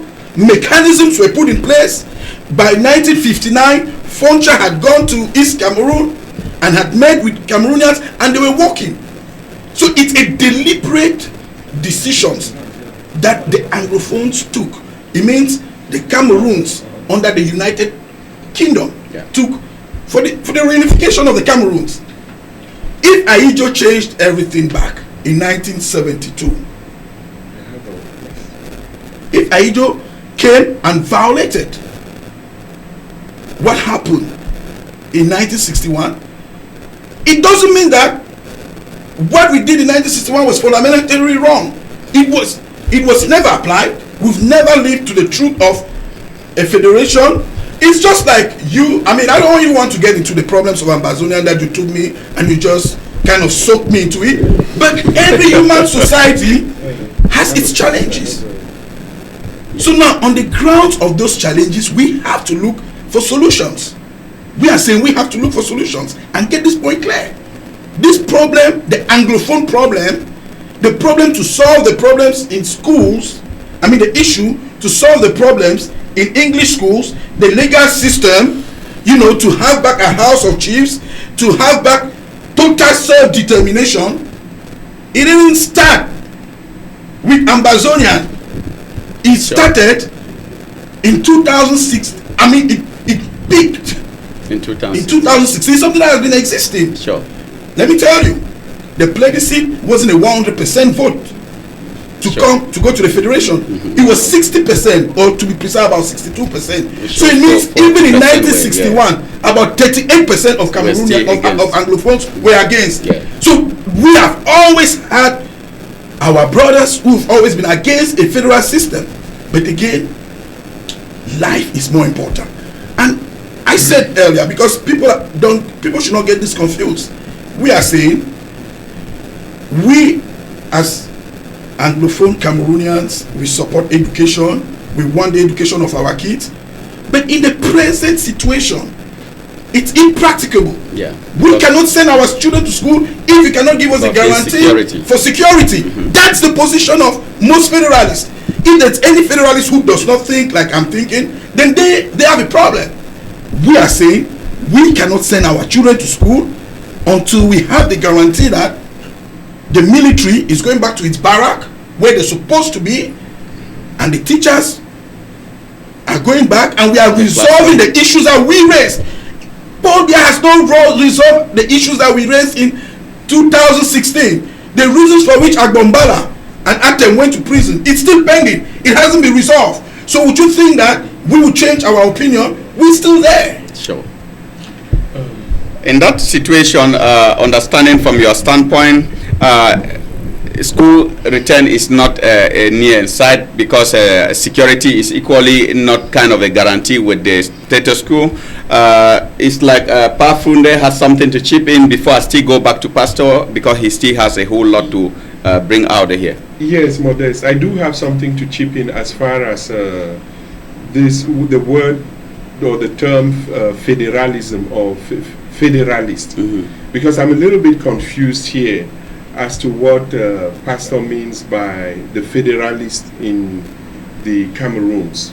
Yeah. The reason I say that is because the present administration, which is the Biya administration, essentially, let's just say, the banned what Paul Biya refers to as secessionists.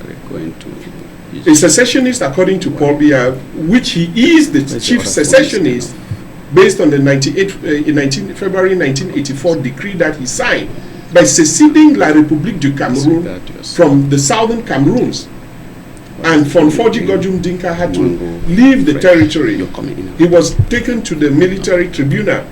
So when they are talking about federalists, my understanding for those who were in the consortium is that they were using the term or the word federalism, or that they were federalists, as a euphemism for their irredentist movement of having to restore the independence of the occupied territories of southern Cameroons. So when Pastor says federalism, and it sounds as if that federalism of 1961 was sacrosanct, I am a little bit confused at this point. The next thing I want to say is that prior to the 1961 vote by the United Nations, the plebiscite, there were meetings in Manfe that took place, I think, in circa 1959. And then there were also meetings in Lancaster House, I think in Manchester, in the United Kingdom, where I went to school. In these meetings, the United Nations had categorically refused, with the acceptance of France, which was behind, for different possibilities to be on the ballot vote. And so they ended up with those two questions, which for the most part the southern Cameroonians themselves did not really want. Yes. And southern Cameroons was quite different from the northern Cameroons, what you call in French Cameroon Meridional. Now, having said that, there were names that were finally proposed for the two territories. Yes. The territory of the southern Cameroons and the territory of Cameroon Oriental. One of the names which France kicked against, just like you had the Union of Soviet and Socialist Republics, one of the names for Cameroon was not Federal Republic of Cameroon. One of the names that was proposed for both Cameroons was the Union for the Federated Republics of the Cameroons. Yes. And France kicked against that.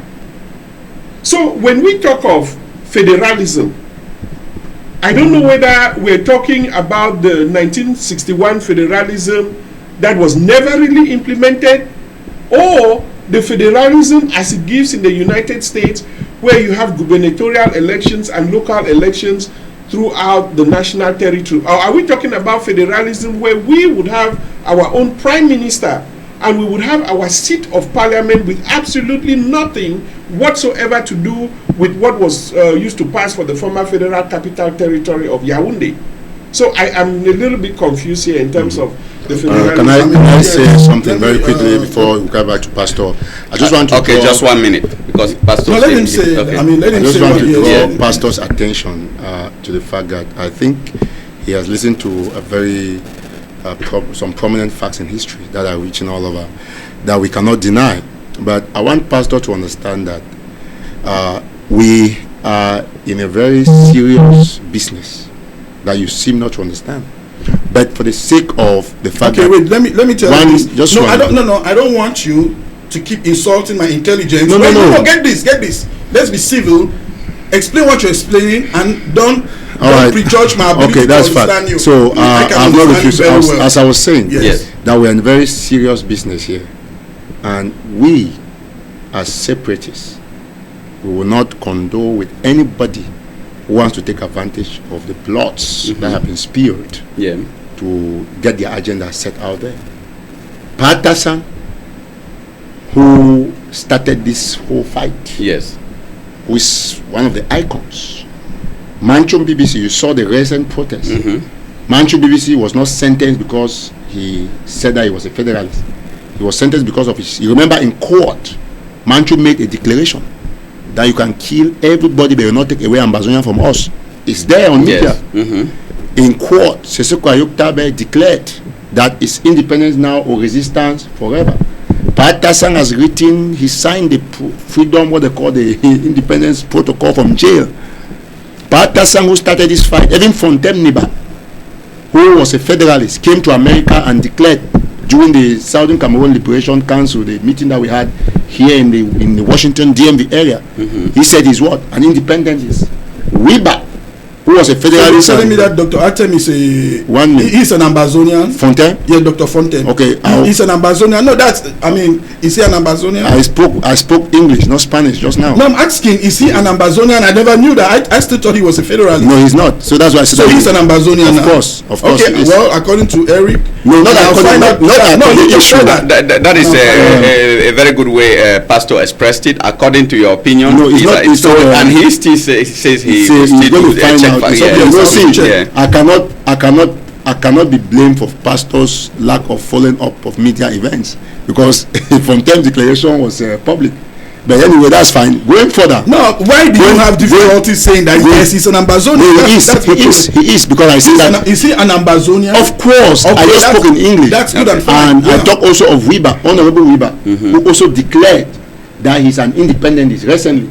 Yeah, watch it on social media when he was in England. Justice Ayapo Abine also declared that he's no longer for federation, he's for independence. Barrister Fu Johnson, you have, the list is long. And so I want to say this very clearly, that Tassan is not in jail because of federation. The federalists have been released. Agbobala, they are out there. The federalists are those who are given permissions to hold meetings in Yaoundé and Douala. You get my point? So they have killed over 13,000 Southern Cameroonians. Okay. And let me just land. Give me 5 seconds. They have killed over 13,000 Southern Cameroonians. They have burned over 400 of our villages because they suspect that separatists are living there, not because federalists are living there. On the suspicion, even yesterday in Diongo, in Baga Bakundu, they burned people alive because they said they were Ambazonians, fighters, separatists. So we will not condone any federalists who want to preach a federation agenda on the blood of the people. As a matter of fact, during situations like this, where there is war, there's an armed conflict, where people are defending themselves for their rights and what they believe in, there is no alternative voice. That's why I will say that the definition and debates on federalism would end only on social media, but on the ground there is only independence. Thank you so much, Eric. Okay, now this is the point. Let me get this clear, because this ambivalence is something that I don't seem to understand. When the army kill these people, and we are saying these people that the army is killing is innocent civilians. Yeah, sure. They have nothing to do. This woman that was burned in Baka Bakundu, she has nothing to do with the fighting. She's not an Ambazonian fighter. So that's where the responsibility. So if you want to say that all these people that are being killed, that the blood of those that are dying, it's the blood of Ambazonian fighters, then you are just distorting the whole history, and then you are. That is not what I said. I said they are killing them Listen, Pastor, I said before that I do not speak in Spanish. I spoke in English. I said they are killing those people because they suspect that separatists live in those areas. That is a fact. And so they are not killed anybody that they come and arrest and throw in jail. They suspect as what? As a separatist, not a federalist. Okay, let me tell if they are arresting federalists, Bala will not be flying from Madagascar to New York to Casablanca to Canada to Togo to Morocco. He will not be flying. He will be arrested. Sure. Okay, but this Do you know that, just to let him know, do you know that today, as I speak with you, Dr. Ebenezer Akwanga was not arrested, was called for questioning by the Ghana National Intelligence Agency. Yes, I just published it. They called him to question him because he was having a meeting at the University of Ghana, the main campus at Lagon in Accra, and they took him to reach the major office of the intelligence service besides the Ghana National Immigration, because he's a separatist. Have you ever heard that Bala went to somebody called Bala for questioning? Do you know why they question Akwanga? So you people should not bring all these things here. You don't face no risks that us face. Yeah, and have you ever had an FBI agent come to your house or Homeland Security? Do you know how dirty my name is in this country? Do you know how much the government goes around sabotaging me? This is not a discussion where we have federalists running their mouth in Douala. If you want to make meetings to say that you want to solve the problem in Anglophone, go to Mambo, go to Kembon, go to Kwakwa, go to Kumba, go to Fako, go to Ekona, go to Moroka, go to Bamenda, go somewhere, go and say that you're a federalist. That is where the government is. The government is in a situation now. The best I can say, I know that the meeting that Cardinal Toomey is convening, that meeting up to now, the government of Cameroon has refused to accredit that meeting up to now. So I don't know if he has become an Ambazonian, that's why they don't want him to meet. I don't know that. The conference that we are convening for Anglophones to come, the government has refused. We are convening. The government is refusing. Where I am standing, I'm not guaranteed to go back to Cameroon and come back safe. That's clear. But now, there were some historical, Afrun, they raised some very pertinent issues about the history of the Anglophones. I want to take us back to something like Resolution 1282, where if you go to Resolution 1282, which is one of the first resolutions that was in December, that was in 1958, where the United Nations stood and they had to talk about the Cameroons. Remember, the debate when you and you want to see something special, the resolutions that is talking about this Anglophone problem from before 1961, they always term this the Cameroons under the United Kingdom. Yes. Talking about the English part, the Cameroons, and you are the Cameroons under the French. But going back to this resolution in 1958, the United Nations made it clear that they were going to organize a plebiscite, and that they would send the plebiscite council, they would send a representative from the trusteeship council to come and conduct an investigation, see what the people want, and from there they would decide on what path to take. And when you can go back even to Resolution 1350, write down the resolutions that I'm giving. Resolution 1350, that still had to deal with Resolution 1350, Section 13. It had to deal with the question of how are we going to handle the future of the Cameroons. Before Resolution 1350, there was Resolution 1349. And when you will see this clearly, because from a historical standpoint, let's be honest to ourselves, France accepted in 1958, December 1958, that the French part would take its independence on the 1st of January 1960. Yes. So almost 2 years or more than a year before, France had accepted clearly, it was clear that it would be independent. But when it came to the Anglophone Cameroons, this is what the British said. The British said that they will refer back to Article 76 B of the Treaty of the United Nations. And this Article 76 it clearly says that the United Nations will promote the development of the people towards get this point, it will promote the development of the people towards self-government or independence. Yes. Get this, because let there be no nuance in it. Yeah. So from 1958, the United Nations go and take resolution 1350. It is clear. They referred back when it came to the question, when they asked the British, what are you doing towards the independence of the Anglophone? Yes. They said no. For the problem of the Anglophone, give us time. We will apply. Get this, and let everybody write it. They go and look for this Article 76B of the United Nations Charter, which puts the options for people to come out of the trusteeship. It's either you get it by self-determination or independence. France said we are giving our own part independence. The British said no, we are not saying what we'll do. Let's send back the question to them. That is why you see the British side organize a plebiscite which is in conformity with Article 76B of the United Nations Charter. And the France decided also to give independence in conformity also with Article 76B of the United Nations Charter. So those are the two ways of the chart. So the question of the independence of the Anglophones, I would have wished, I'm telling you, I would have wished with all my heart, with everything that I have, that we should have had that independence. Sure. Do we need independence now? It's something that we can say now that we need independence, we want to fight for it. But let's not thwart history and say that at any point in time there was an independent sovereign nation of Southern Cameroon. It never existed. Thank because you, the condition, wait, let me make clear, and as a land, the condition of the plebiscite, it's an argument. You said that you said that the condition that they put on the plebiscite was a wrong one. I agree with you. It was a wrong one. But that does not change the fact that it wasn't the condition that was placed.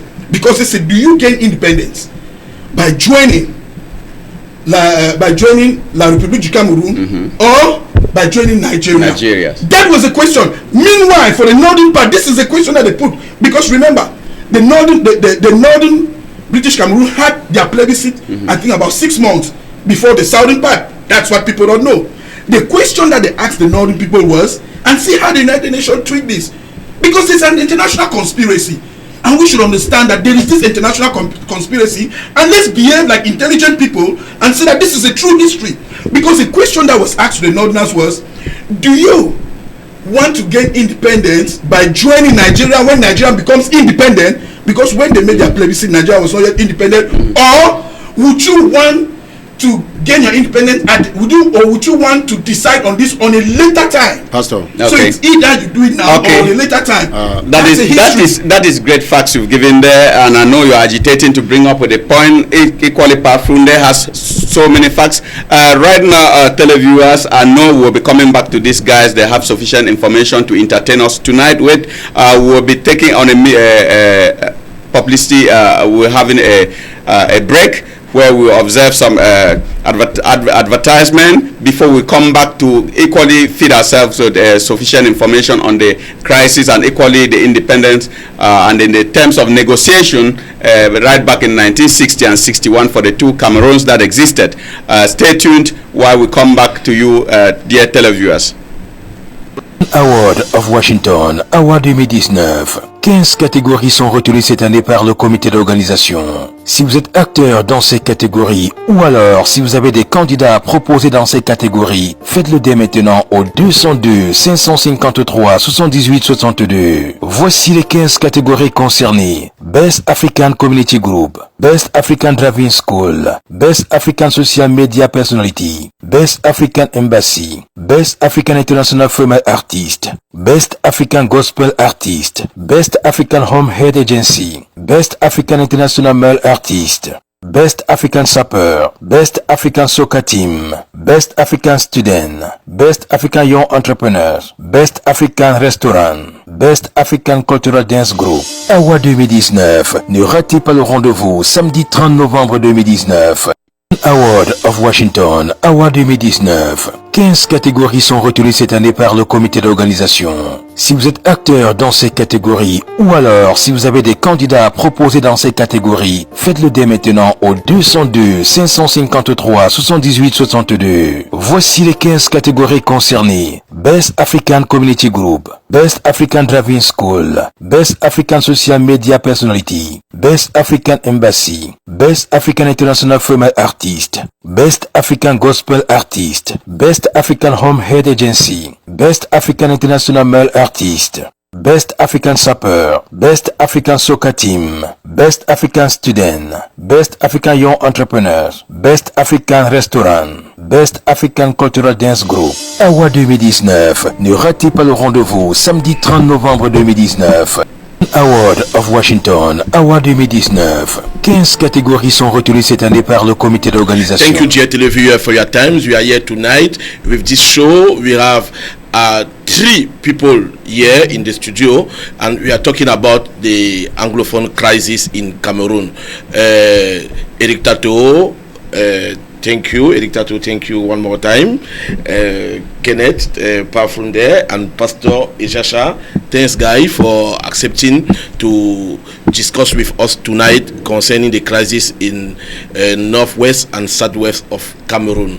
So we were talking about the independence of Amazonian land, and what did we decide to have this show tonight is about the school we will resume in a few days in Cameroon, but it's difficult to have this school resume in northwest and southwest. And here tonight we have seen many conditions, many things that are responsible of this fact that the school is not resumed, and we even have some solutions what the government of Cameroon can do if it wants the school to resume in that part of Cameroon. But we have another way to think here in this studio with Eric Tato, who thinks that we should not talk about Cameroon when we are talking about northwest and southwest. Say he thinks that we should talk about Amazonian, and this led us to talk about the independence, the Federal Republic of Cameroon in 1961, and before we have the break with Modeste here. Modeste was talking with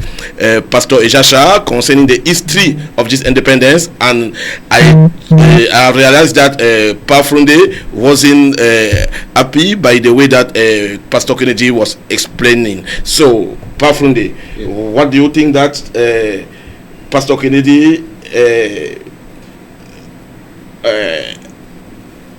was talking about this independence? Did he forget something? Well, yes. I think there were. I mean, a lot of what Pastor said is, is accurate, but there were a few gaps here and there, and nothing that makes the whatever the United Nations says makes it sacrosanct. The United Nations is a war body. It was developed out of the ashes of war from the League of Nations, And the French Cameroons was also under the United Nations trusteeship, just as the Southern Cameroons. But let us take note that the Cameroon Meridional, or Northern Cameroons, was never, it did not have its own governing body like the Southern Cameroons did. Our forebears walked out of the parliament in Nigeria at Enugu in 1953, led by Dr. E.M.L. Endeli, to return to the parliamentary seat in Boya, which was the former capital of the German Cameroon. So, I mean, there are a few gaps here and there. There was a constitution, the Queen's Council, the Queen's Declaration at Balmoral, something of that nature, a constitution for the independence of the Southern Cameroon as of 1st October 1960. Yeah, 1960, 1st October 1960. The same day, Nigeria had its independence. Okay? Now, let me say this regarding that first. I will forward time a little bit to the 1st October 1961, which is after the what La République did in the Southern Cameroons later on. On midnight, 30th September in 1961, the governing person in the British Southern Cameroons, I forget the name, but I think it was J.O. Fields or so. I don't know if that was J.O. That would be him. Would that be him? Okay. So The British had connived with the French and allowed the military of La République du Cameroun to get into southern Cameroon's territory. That is 1961. 30th September 1961 at midnight. This is prior to the 1st of October 1961. The military of La République du Cameroun, which is the French Cameroon Occidental, got into the southern Cameroons with the connivance of the British. Ever since that day, up until today. So there were a big conspiracy, because if it was with the connivance of the British, yes, and we know that in that part of Cameroon it was British ruling. Yes. Yes, these documents have been. It was indirect rule. Yes, these documents have been declassified. Let me just add something. Let me just finish, please. Okay. Let me just finish. So, ever since 1st or 30th September 1960, the southern Cameroons has been an occupied territory, just like you have, Israel and Palestine. Okay, so what do we have today? There was a full declaration of war, I believe, on the 30th of November 2017 by the incumbent president, Paul 2016. Biya. 2016. No, 2017. No, I think it's 2017. 2017. The crisis started 2016. 2016 and 2017, yes. Prior to that, President Biya had been militarizing the southern Cameroons. And then I now hear you people are talking about school resumption. What is the interest in La République in school resuming in the southern Cameroons? What is their military doing in the southern Cameroons? I was going to. We are an occupied territory. Let La République du Cameroon withdraw their military to their borders, to their pre-1960 borders, and stop occupying our territory. Then schools are going to resume. Then schools will resume. Okay, let's do this reaction. Dango Fred Asha, the lasting solution to their war in Ambazonian independence period, whether you are doing now is boiling beans on a candle. Britain is evil. This is Rosalind Lem. Manuel Taku, Eric Tato, the Lion Man. Blacky Lafleur is watching. Good afternoon, Blacky Lafleur. Thank you to watching this show tonight. Rafa Tabot, Mago watch that you other live show. I know just one get Stereos Night. Shoot them for me. I beg. Eric Tato, you have something to throw? Yes. Can I just say it? Yeah, the issue is that one thing, a present premise would always supersede a previous premise. You see, based on all the arguments, and if a man comes and says that Southern Cameroon was never independent, then how did they become federated states? That's another question, because we were on our own, equal status before they asked us to federate, and that federation was destroyed. That is a question to Pastor. No, I'm just a general question though, because I want to continue what I'm trying to say. Okay. So when you come and say that Cameroon was never separated, it was one. There is no one and indivisibility of Cameroon. There were two separate country states with equal status, and finally, because of some political gymnastics, some fake arrangement, some crazy marriage without documentation, bring me the proof to show that Cameroon, we were one with La République. Because you are the person who has the burden of proof. Because we have said that we were separate. You understand? So you have to bring the proof to tell me that no, we were never separate. That's the first thing. Number two is that even if we were not separate, for example, is there nowhere in the law, international law, where they say people have the right to self-determination? It's a right.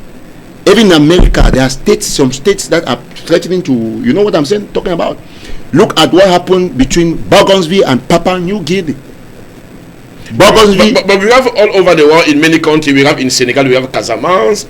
We have even in Spain. In Spain, we have. Let me say something. We have many. I don't want people to try to mix beans and sand. Okay. Southern Cameroon. 1 minute. Southern Cameroon is a. Just give me a minute. You spoke. He spoke. I've just taken just land. Southern Cameroon is a unique. Southern Cameroon is a unique case. Look like Bougainville in Papua New Guinea. You know, when the Bougainville when Papua New Guinea got her independence, Bongosville was not independent. They declared independence, but You're speaking for yes, he declared their independence, but they refused to recognize them, and Papua New Guinea has usurped Bongosville.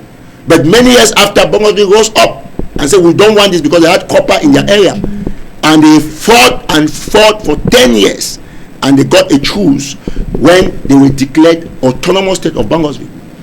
They had their own 1 minute. They had their own parliament, everything they could refuse. And finally, they have arranged for a referendum. It's the same thing. Southern Cameroon has even a more unique case where an independent country, separate. We get your point. Pastor Ishasha, a reaction? Okay, I mean, this is a point, and I still stand on this.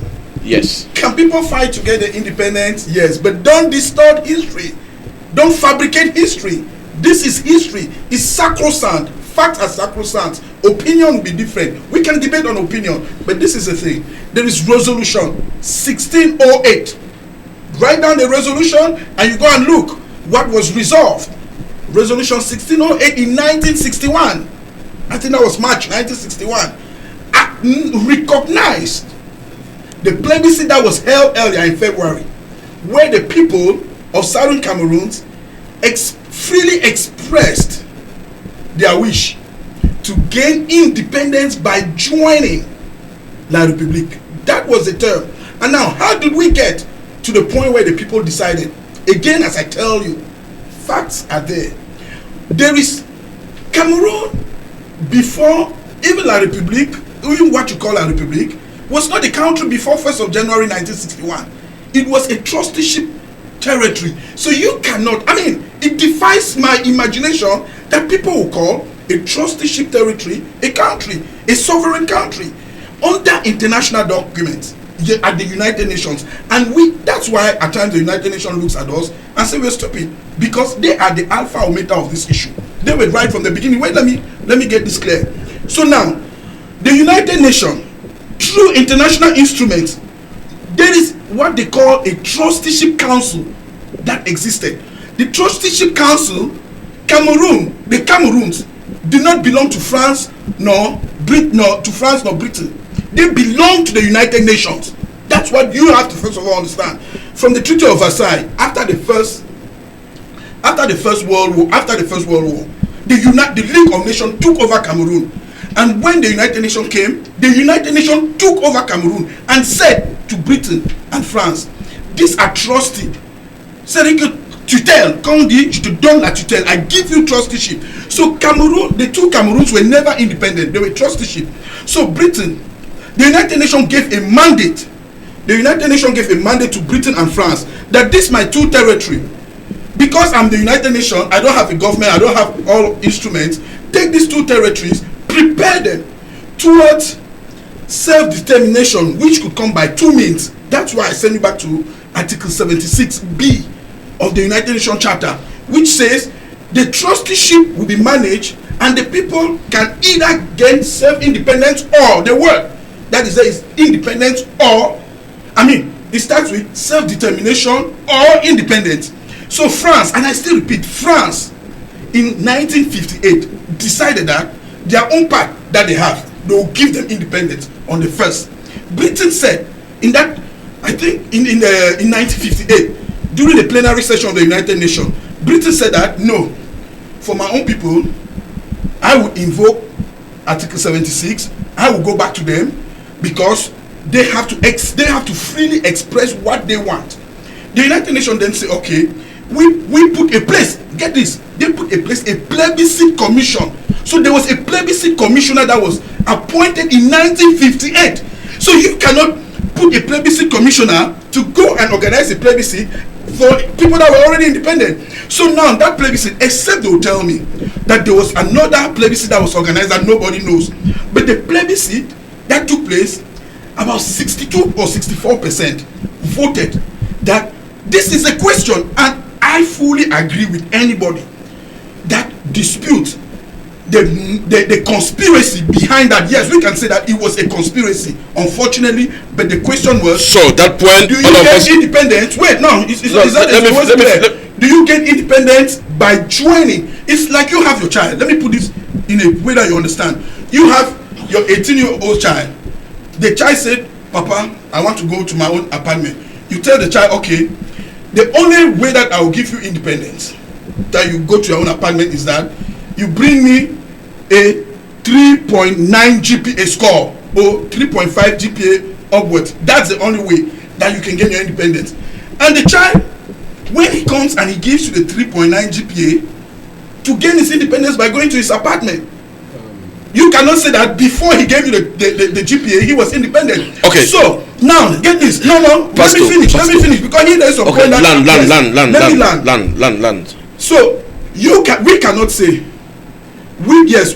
say that La République, when the United Nations, the international body, everybody consigned that the Federal Republic of Cameroon, the territory that was even used in the case against Bakassi when Cameroon went. I mean, the international instruments that show that this territory is recognized internationally.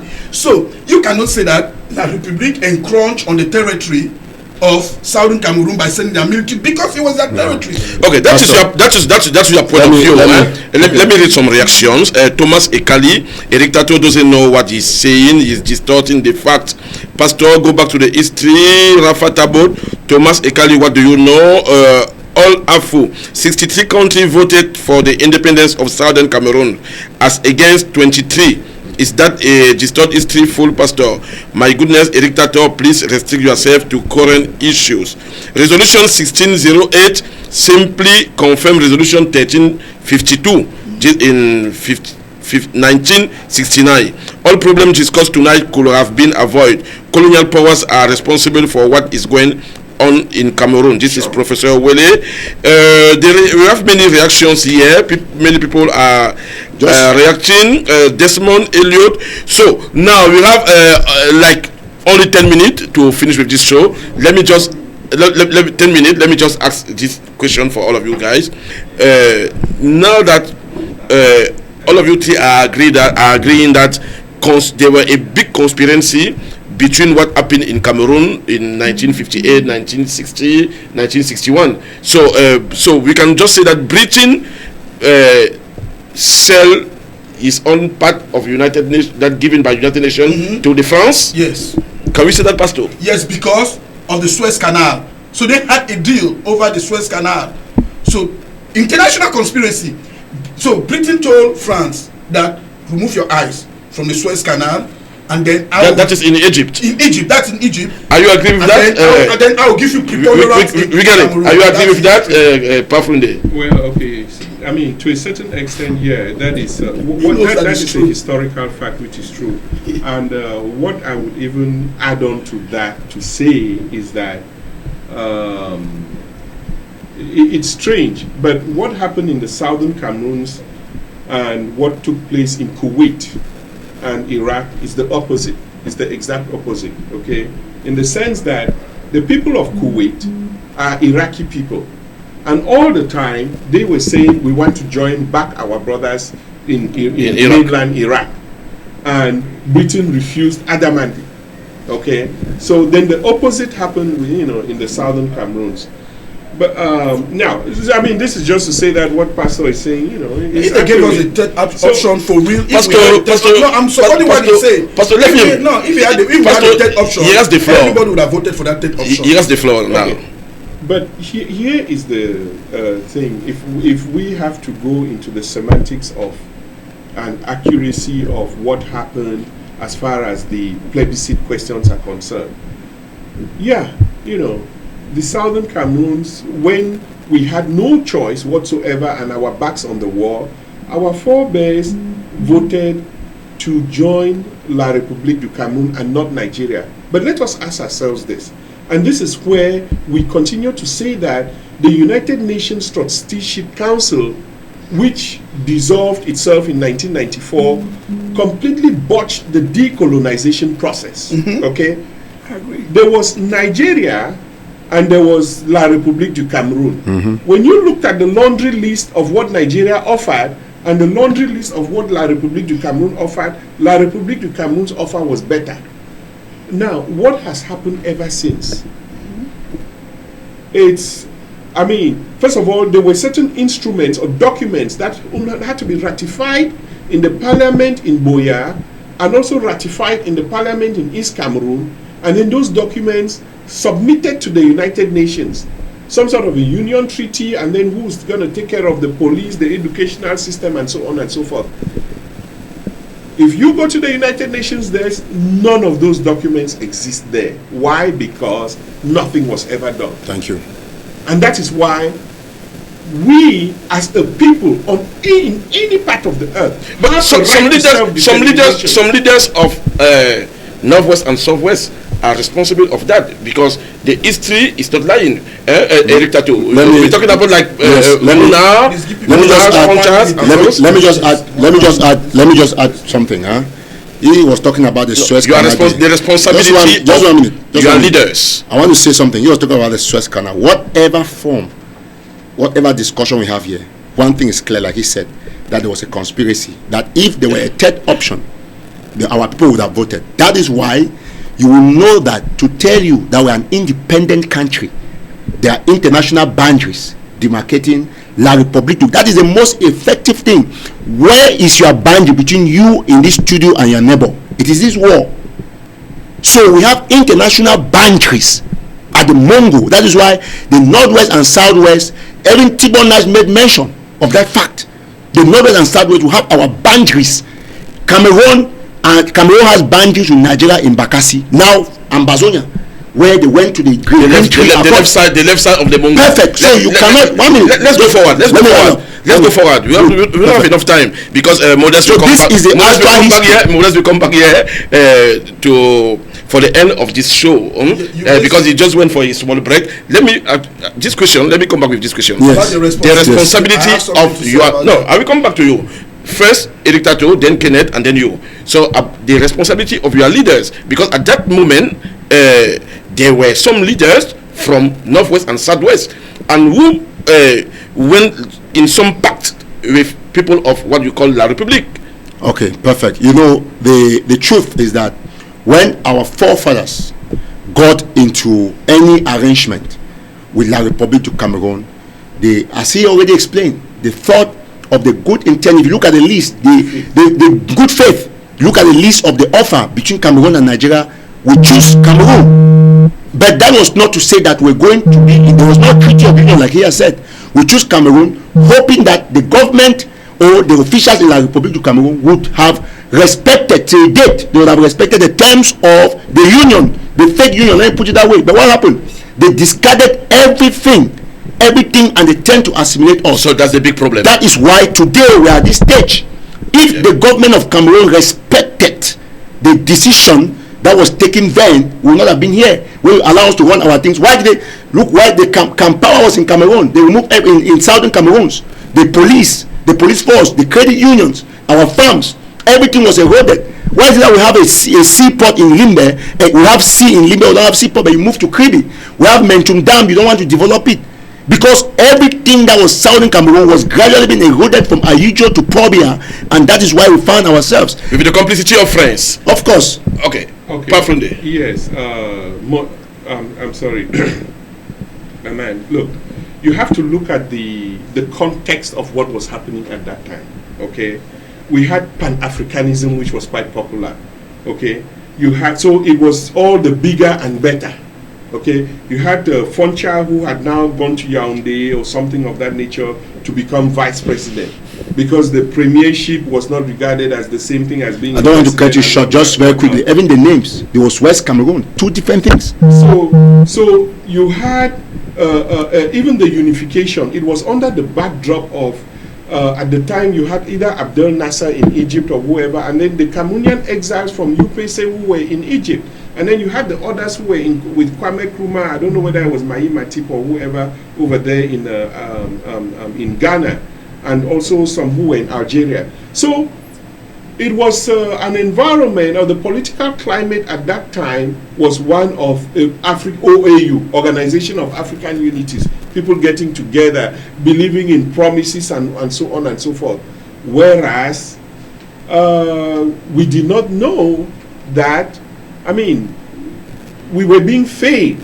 We were being taken for mugus, if you would. And just like right now we have internal issues within the Southern Cameroon's liberation movement, obviously you had a parliament where there were also internal little issues here and there. But mark you, Endeli and Foncha used to ride in the same Land Rover, government and opposition, and go and campaign, and come back into the same Land Rover and go against elsewhere and campaign for their different parties. So you were talking about an environment of brotherhood, an environment of brotherliness, where in their minds, they knew that this is almost the same thing that they are going to meet on the other side. Okay, Pastor. Yes, I mean, you raise a very, very important issue there. See, my position is deeply entrenched in history. You know, I'm not just the type of activist that will just say things in the air. Let me tell you this issue about Foncha. If you go back before reunification, so that you understand that it was a deliberate process that had a goal to be attained, and federation was a goal, that the de facto leader of the Anglophone, who was Foncha, he had accepted that already in his mind, his political bloc, because in I think that was 1959, he came to the Assemblée Territoriale du Cameroon. By then, even French Cameroon. Outcome. Yes. French Cameroon was not yet independent. He came in Assemblée Territoriale and reassured them that he is coming as a brother to tell them that we are going to work to come back as a family. We are 1959.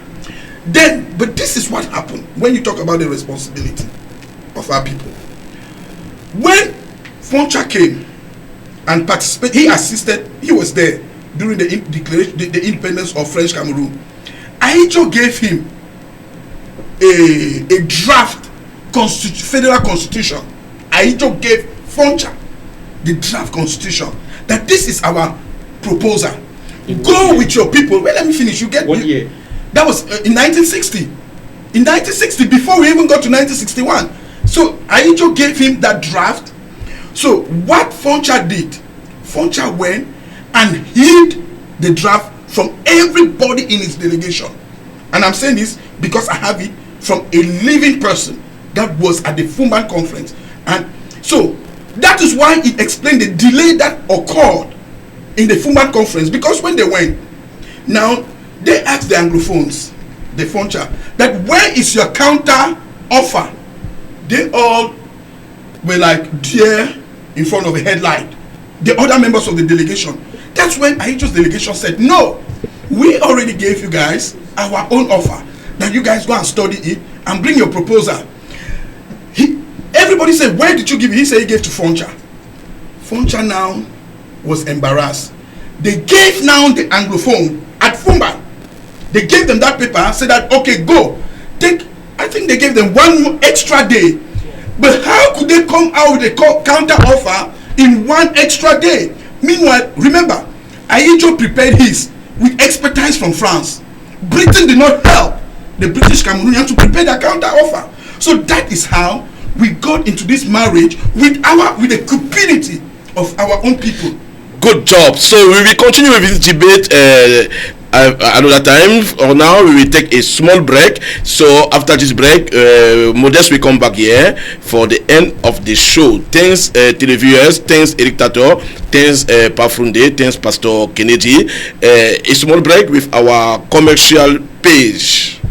Award of Washington, Award 2019. 15 catégories sont retenues cette année par le comité d'organisation. Si vous êtes acteur dans ces catégories ou alors si vous avez des candidats à proposer dans ces catégories, faites-le dès maintenant au 202 553 78 62. Voici les 15 catégories concernées. Best African Community Group, Best African Driving School, Best African Social Media Personality, Best African Embassy, Best African International Female Artist, Best African Gospel Artist, Best African Home Head Agency, Best African International Male Artist, Best African Sapper, Best African Soccer Team, Best African Student, Best African Young Entrepreneurs, Best African Restaurant, Best African Cultural Dance Group. Award 2019. Ne ratez pas le rendez-vous samedi 30 novembre 2019.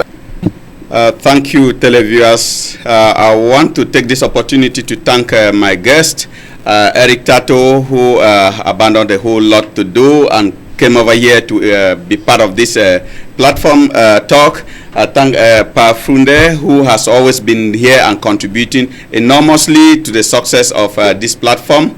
I thank Pastor Kennedy for the the important facts that you guys have brought in here to educate our viewers who have been very faithful with us watching this show from the first hour, first minute to the last minute.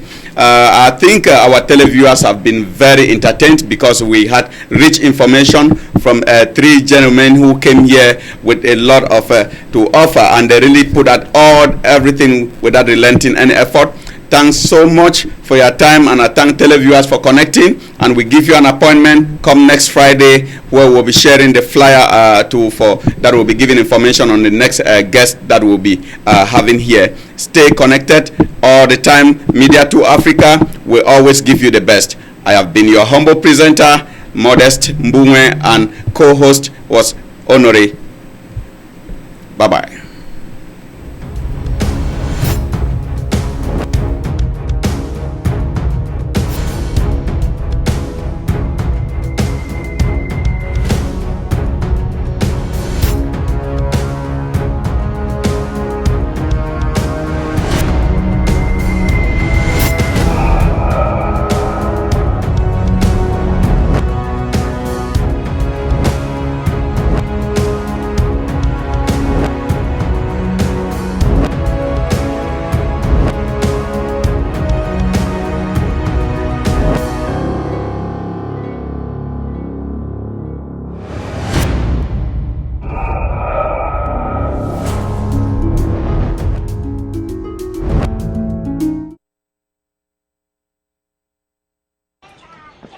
If I don't call una today for here, maybe now for a normal council.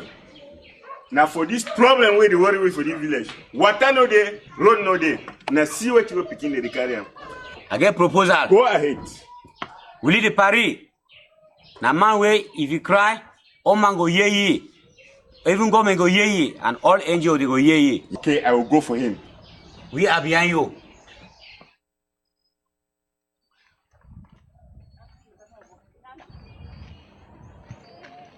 Sa Majesté Latite Pino.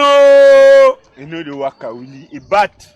Now what? A bat from my village. Road no day. So now I can start for stones to the crab. What no day? Come. Look up. See what you're picking in the drink.